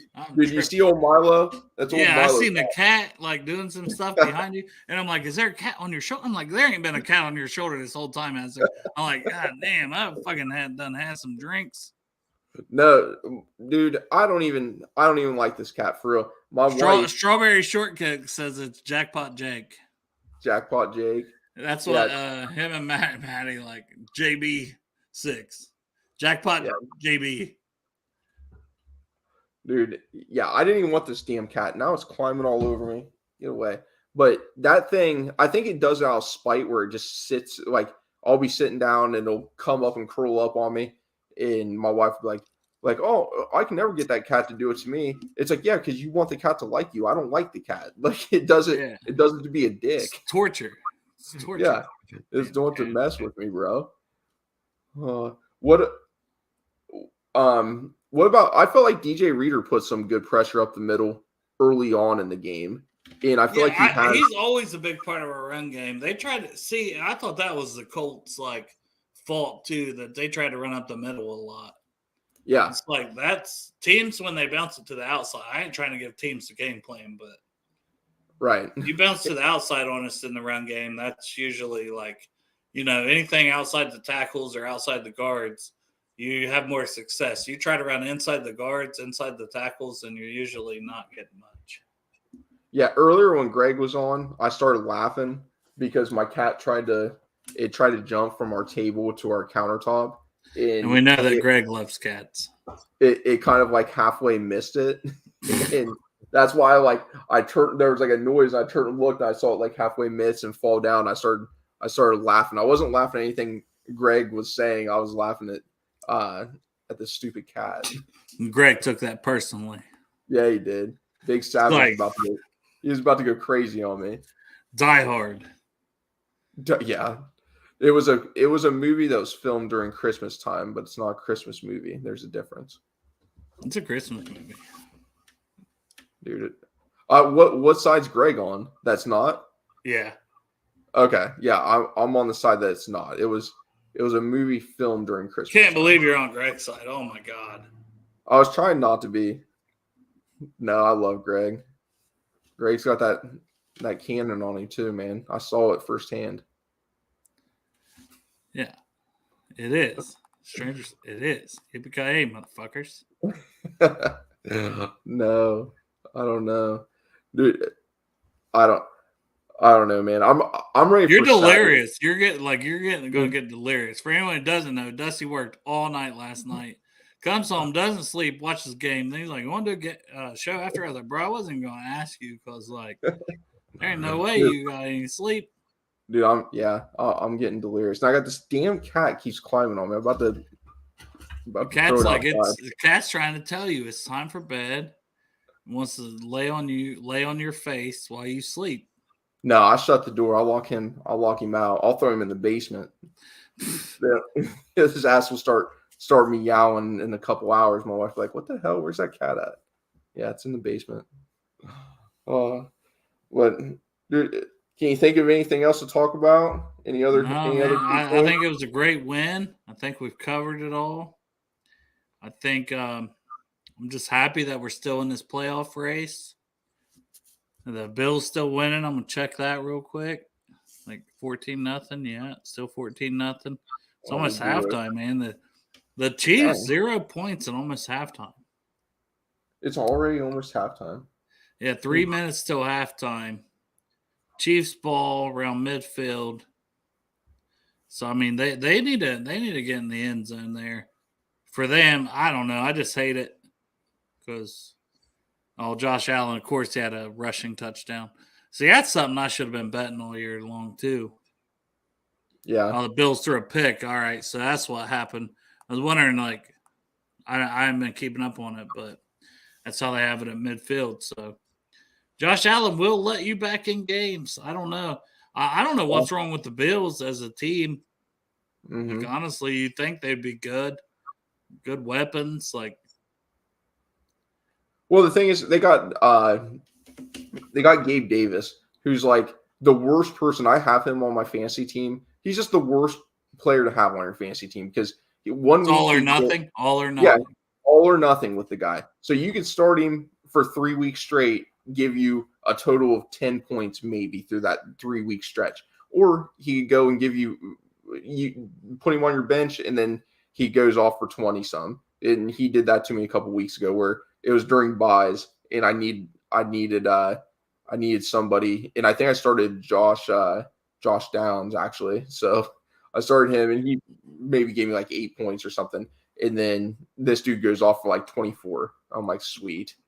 That's true, man. So we're gonna give you a pass on your diehard opinion because you're sleep deprived. I appreciate that. That's my alibi. It's my mulligan. And a Vikings Raider with a barn burner at halftime, 0-0. 0-0. So that's our next opponent is the Vikings, which that doesn't scare me too much right there. Other than Max Crosby, dude, I love Max Crosby. That dude, the way he plays, I was thinking the Vikings though, like T.J. Hawkinson's pretty good as far as the tight end, but I don't think he's done much. Yeah, no, I was just throwing him out there. They're playing the Raiders, right? Yeah. No, you're right. Like, yeah, Max Crosby, dude. I like him too. I like him a lot. He's a maniac, man. Dude, he's wild. So where's Trey Hendrickson sitting right now? If he's at 13.5, he's got to be up there in overall sacks. I don't know. That's a good question. I would imagine he's top 5, but he's probably closer to 5. I'm sure some guys have 14, 15. Yeah. I think TJ Watt, I feel like has 15, I think 16. Yeah. So what's going to happen with him? Because it's just funny that the Bengals go and get Joe Burrow gets hurt and there's this whole investigation thing. But TJ Watt, if you watch the game, he gets smacked in the face and gets pulled out of the game. Then he gets these visors, dark visor on his eyes, and he has sniffing salts. So, 100% concussion, all the symptoms. You did everything to help him get through the game when you should not be helping him. They're independent doctors for a reason. And how do you just not shut the guy down? And that's not they lost either way. That's not saying, oh, because I'm a Bengals fan. It's like, what are we doing? What are we doing here? That's there was one point in the game they said Gardner Minshew was slow coming back to the huddle. It wobbled, and there was nothing. I'm like, man, that's on national television that this man just wobbled, and there's no go check him out in the blue tent. Yeah. I just don't understand. I thought that was the whole reason for these independent consultants and the booth stuff. Yeah, that's what I thought too. And it's, I mean, you watched it, and I thought before they even say anything about it, I saw him get up, and he kind of got up off his knee. What you was watching it too. He kind of gets up off his knee and kind of wobbles around a little bit and goes back. It wasn't anything crazy. It wasn't he was stumbling super bad, but it was still enough to be oh, he did take a pretty good hit right there. Just check it out. Yeah, check it out. But you're going to investigate Joe Burrow and act like it's some crazy thing when you could see him during warm-ups throwing fine. He played the start of the game just fine. And then, nope, we need to investigate this. It's weird. The whole thing's weird to me. But with TJ Watt, it's no real red flag, I guess. It's just, oh, nope, he played through it. It's dude, the dude had to change his visor for lights. That's number one symptom of a concussion. Yeah. And then he's sitting there on the sideline smelling sniffing salts. I don't know. That's pretty strange. And then he comes out after the game this week saying, he wasn't saying, but the team was saying he's under concussion protocol. So if you're worried about player safety, which I mean, TJ plays for the Steelers. That I don't like the Steelers at all, but I still don't want to see anybody have long-term effects over something just regardless. The dude could be a complete dickhead in real life. I can meet him, he could really snub me and just be dude, don't talk to me, It's okay, cool. I don't really care. But still, you don't want to see anybody hurt when they shouldn't be. Yeah, and that's probably the difference there. They investigated Burrow because people who bet were pitching a fit about it. TJ Watt plays on the defense, so it's only for score-wise, and honestly, it doesn't matter at the end of the day. Where Burrow, it's I had Burrow to go over this amount of yards and this many touchdowns, and now I'm pitching a fit because of money and gambling. Man, you all can't act like that. Chill. Dude, I like it. I like online gambling. I don't do it. Other than fantasy football, I would like to do it, but I also don't like. I'm just not a gambler. I'm not somebody like if I go to the casino, like I set a limit, I'm going to do this. If I did the online gambling, I would probably do the same thing for the year where it's like, all right, I'm going to set this amount of money. I'm going to put it in this account and then I'm going to do my bets. And if it runs out by week 5, then it runs out week 5. I just you got to know your limits, Derek. Yeah, I just haven't done, and I could be good at it. Like I'm sure I'd be pretty good. I'm pretty good at fantasy football. Like I think I'd be pretty good at it. But for whatever reason, I haven't. But when you put betting in sports, it changes a lot of things, Changes a lot of people's thinking on stuff too. Yeah. When money's involved in a different way, it changes things up a lot. Another team we need to win is the Chargers, but man, counting on the Chargers this year, not good. They're playing the Broncos, so Broncos are 6-6, Chargers are 5-7. Obviously, we don't want another team to get to 7-6, so that's why we want the Broncos to lose. But they're up 7-0, 2-minute warning before halftime.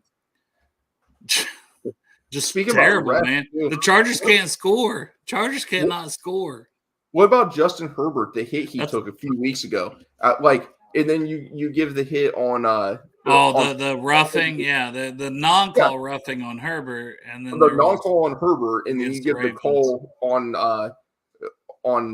Patrick Mahomes where he's not even going out of bounds. It was like, I mean, he was by the sideline, but he was still pushing forward. It's like how that just shows the bias in the league, and that's what irritates me. Well, it's consistency, right? Just be somewhat consistent with your calls, and that's cool because then we know, like, okay, that's the standard. That's how you've been calling it. This is how you're going to call these things. That's fine, one way or the other. But then there's no consistency, and it's like, what the hell y'all doing? Yeah. That's the number one thing for me, man, is having the consistency and not just where it looks biased. I can't stand where it looks like there's some sort of bias effect of calls. But you about ready to head off here, man? I was trying to hold off for chopping some people to get home, and man, these motherfuckers are slow as fuck. Well, if they're going to get home here soon, if you talk to them, I'll stay on. But I gotta let my doggy out. I gotta let my dog out too. You want to take a timeout? Okay, I'll talk. You let your dog out. Okay. And then come back, and then I'll let my dog out. That sounds good. We're letting our dogs out here on Bengals and Brews. Hour and a half into the show. It's 5:37 p.m. Got some evening games going on. Honestly, man, I'm just happy the Bengals won. I'm trying to, see what everybody's doing. Having a good time here. Threw the link out. If anybody wants to hop on, I can toss it out again. Love to get everybody's opinions. If not, we'll just keep on chatting, trying to get through this. But who let the dogs out? Who? We both did. We both let the dogs out. That's the answer. I haven't let the dogs out yet. Yeah, dog maintenance, man. You got to have dog maintenance. Man, I love y'all. Y'all, that's why I do this show, man, because you're all on here and we have fun and you get the inside jokes and it's great. Win or lose, we're always here. We're always having fun. Always the same people. It's awesome. I'm pumped about Jake Browning. Like, I love Joe Burrow. Like, Joe Burrow's the man. But Jake Browning's a backup quarterback, and it's just a guy, like, being an underdog and always an underdog and always counted out, speaking of dogs and letting dogs out. To be a huge underdog and, like, just go out and seize your opportunity. Seize the moment. Seize your opportunity. Just go ball out. Look great. Like, that's like, I hate to keep the man from his money, but he can wait one more year because if we have his exclusive rights, then I want to keep the man for another year. Dusty's back. He let his dog out. Now he's going to give us soliloquy about this draft class because I thought that was good. You were telling Greg about the draft class, and I was down with that. Okay. Yeah, I'll hit on that. So, I mean, just start right away. Myles Murphy, pick by pick, I think they nailed it. When have you ever had a draft where, like, every player has made an impact this year? Yeah, they've contributed. All right, let your dog out, man. I ain't gonna hold you up. All right, guys. If you don't know, I got a podcast called Bengals Army. Dale actually was the one who got me to kind of push for it. So I didn't really, I wanted to do it, but I didn't know how to do it. And so I hopped on his show quite a bit earlier in the earlier stages of it. And so, yeah, he kind of motivated me and pushed me to start that up. So if you guys don't watch us, go ahead and maybe tie in and watch us on YouTube, Spotify, and then obviously we're on Twitter. But yeah, so we'll go start talking about the draft class. So Miles Murphy, that was a dude that I was really big on. I liked the way he played the run a lot.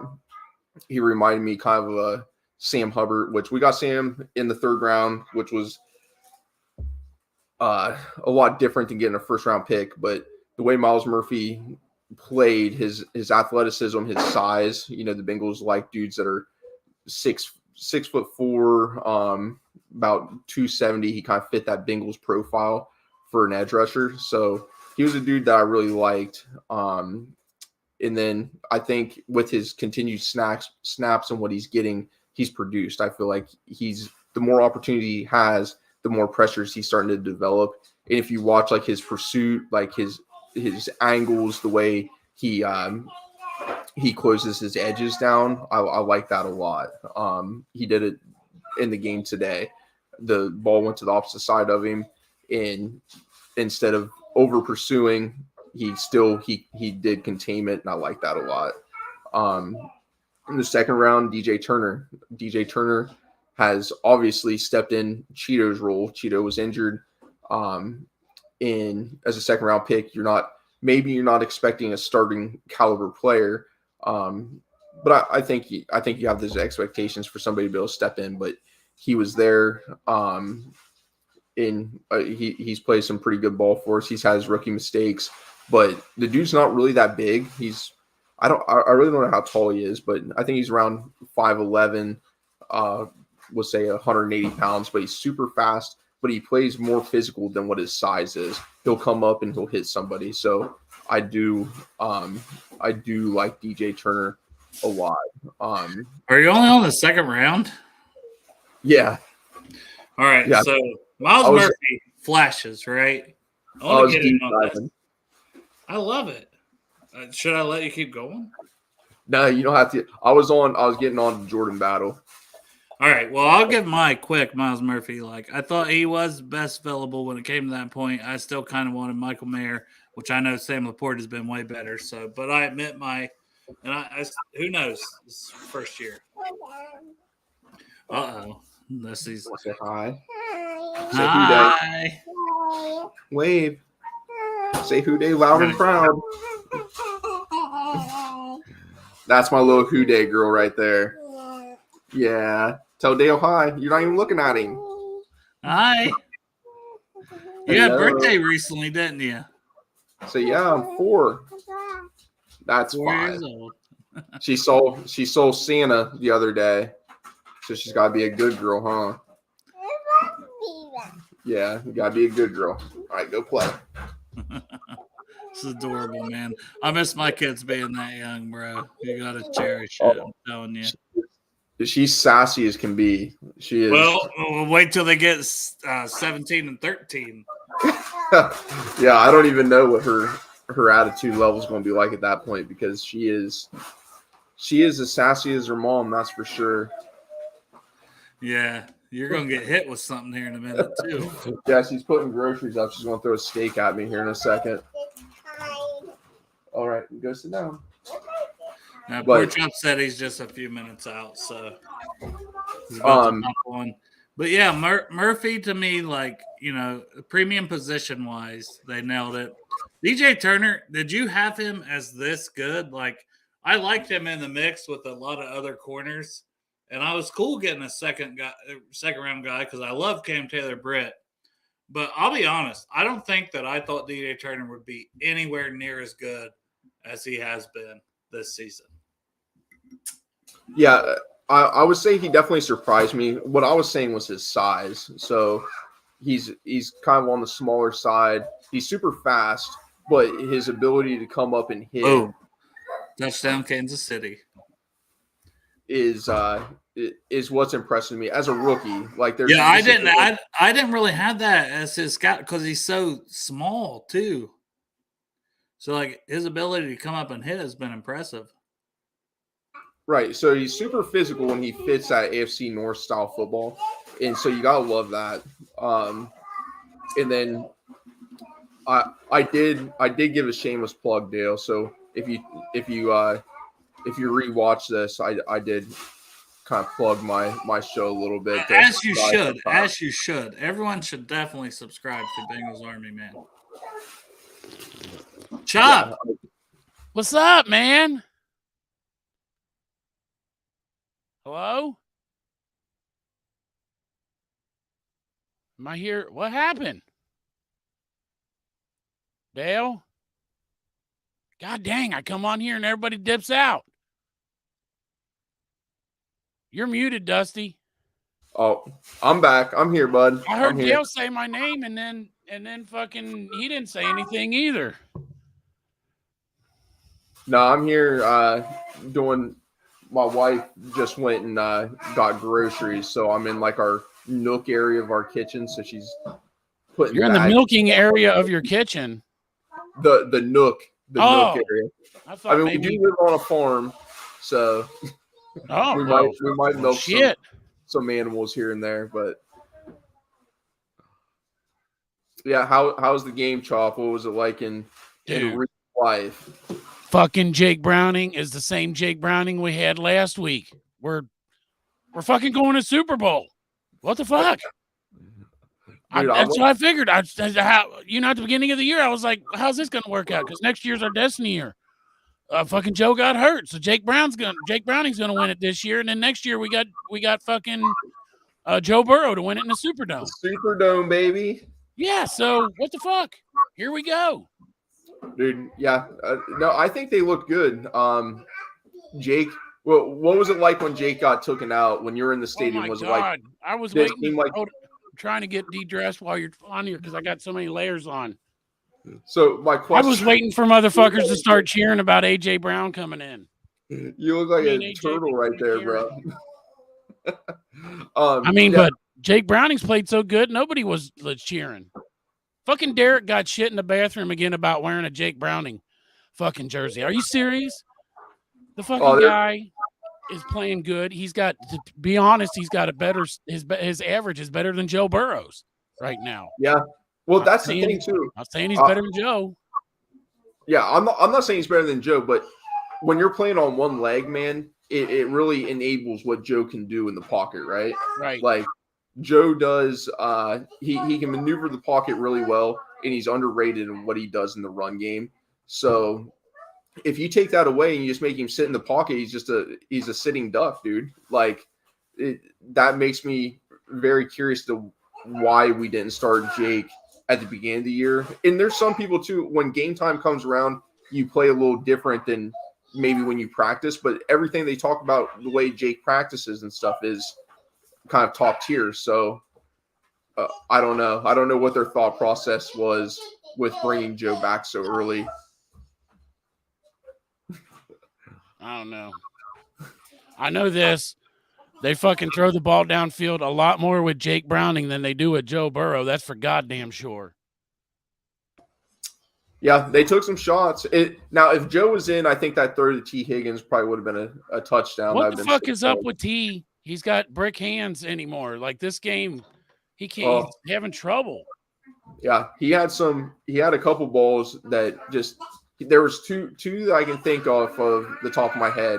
One would have been for a first down, but the first drop was maybe like a 5-yard slant that he dropped, and that one hit him and just boom.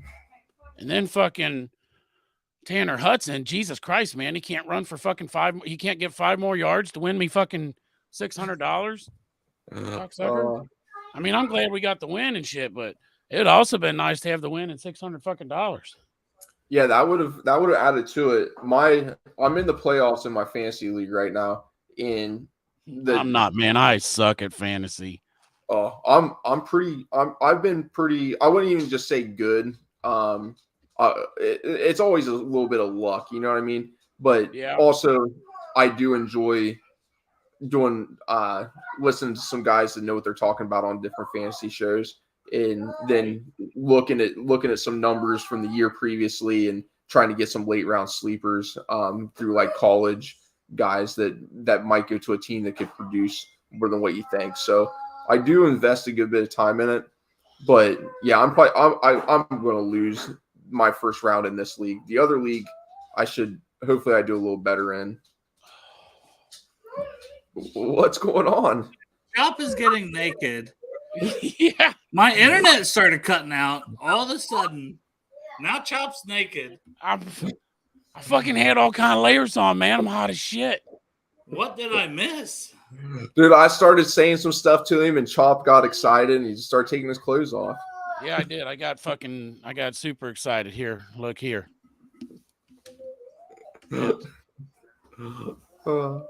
Yeah, I might as well show them off, man. They're fucking got jewelry on them and shit. Look at that.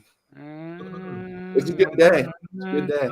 You guys didn't do the playing with your nipples portion of the show yet? No. We haven't.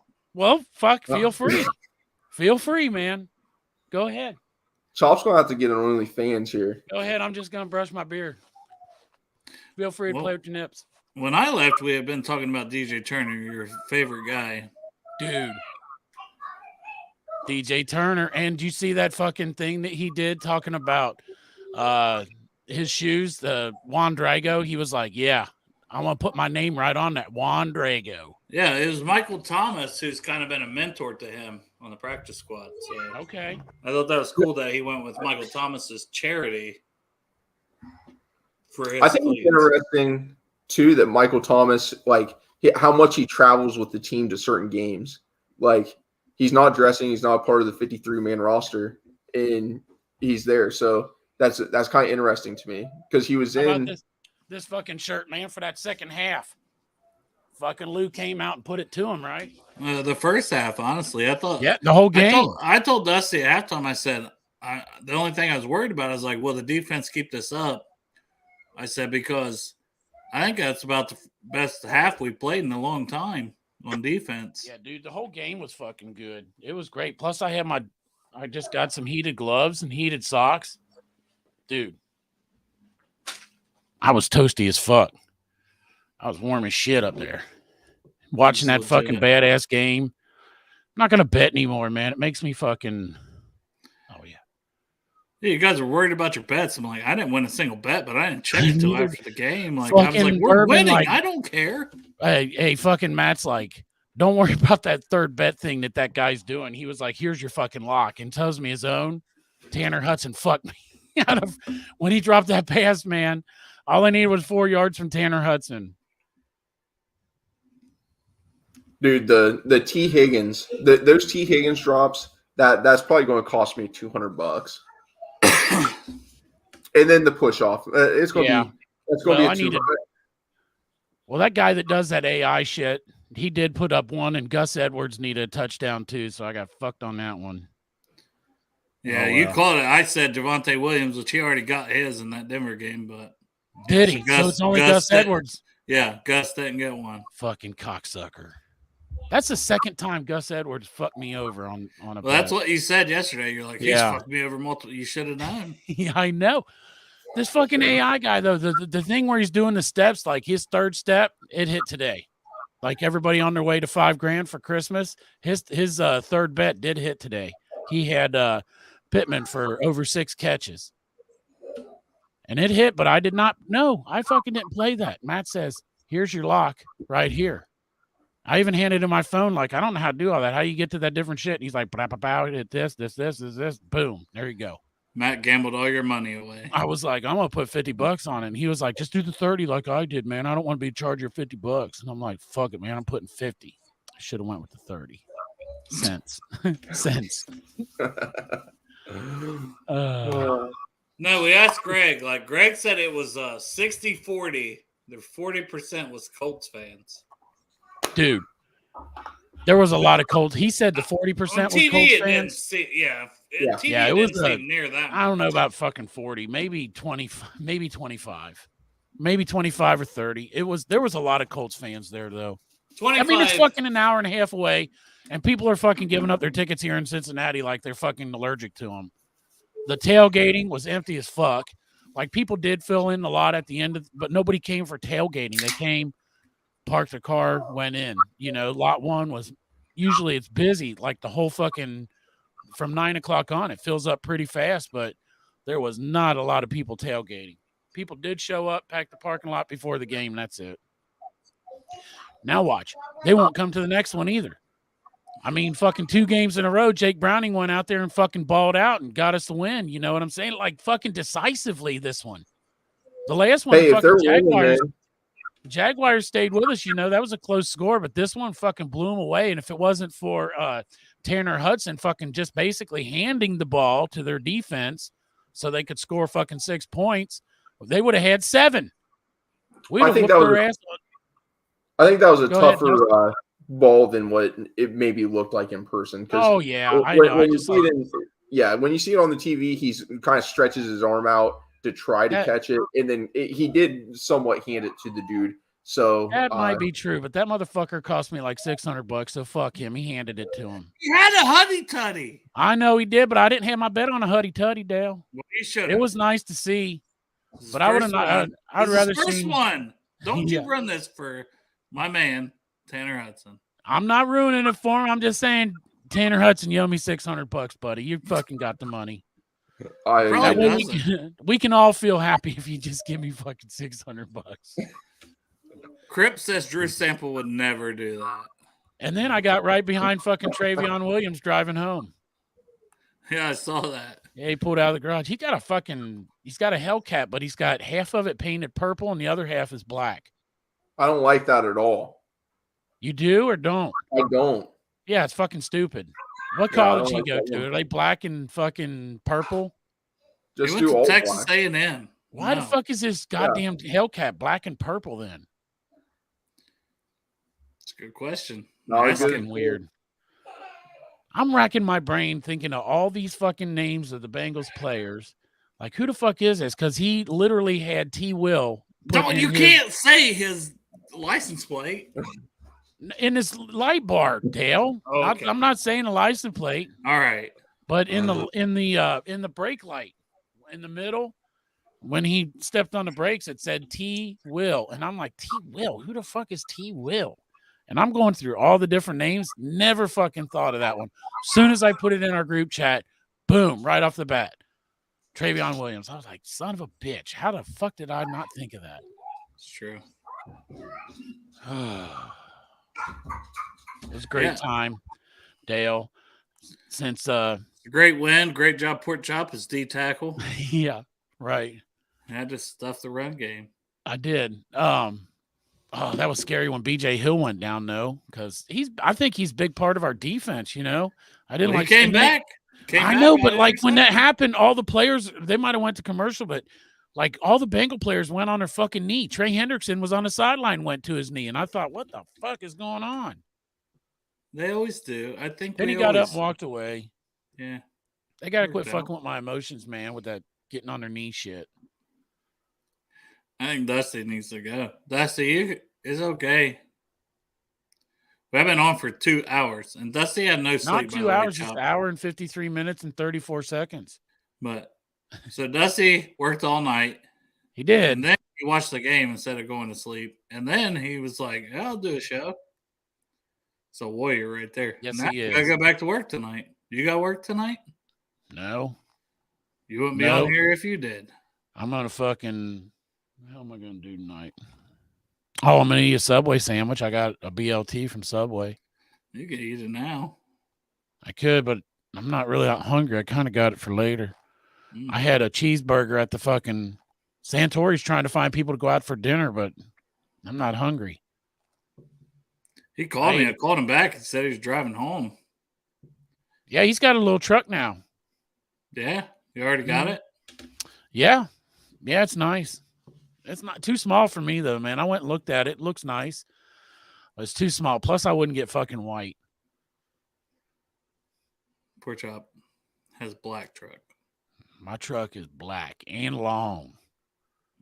My truck would eat Santori's truck. He got a little fucking tiny truck. I got big fancy.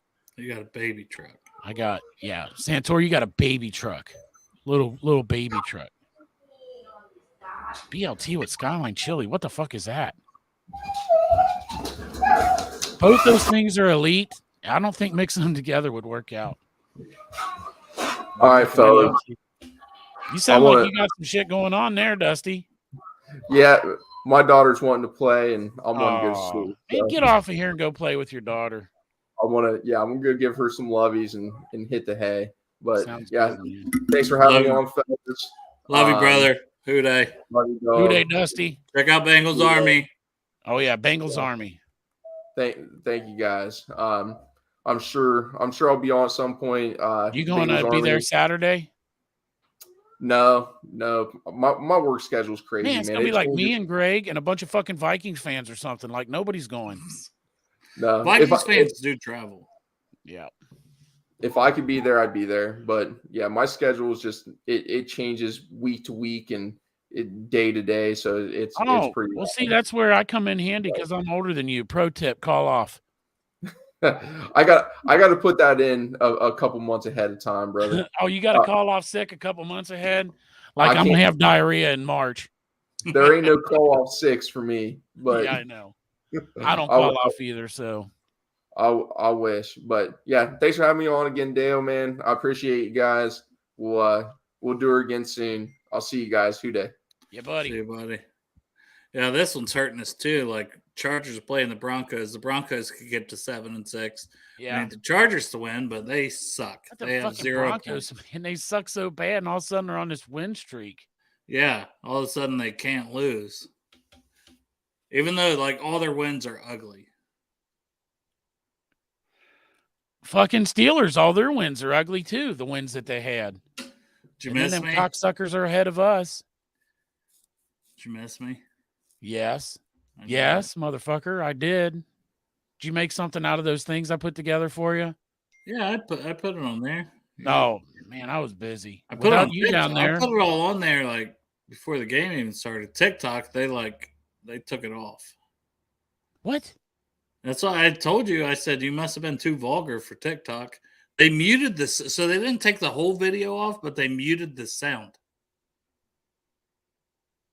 They said it went against their community guidelines. What?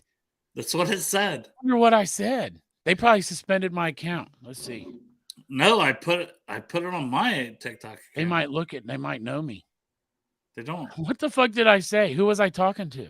Well, you started talking about me with Tampax and my vagina. Oh, I was talking about your vagina. Yeah. So that one I don't think was meant to go on there. Was it the one where I was like shaking Mm-hmm. my tongue at Santori?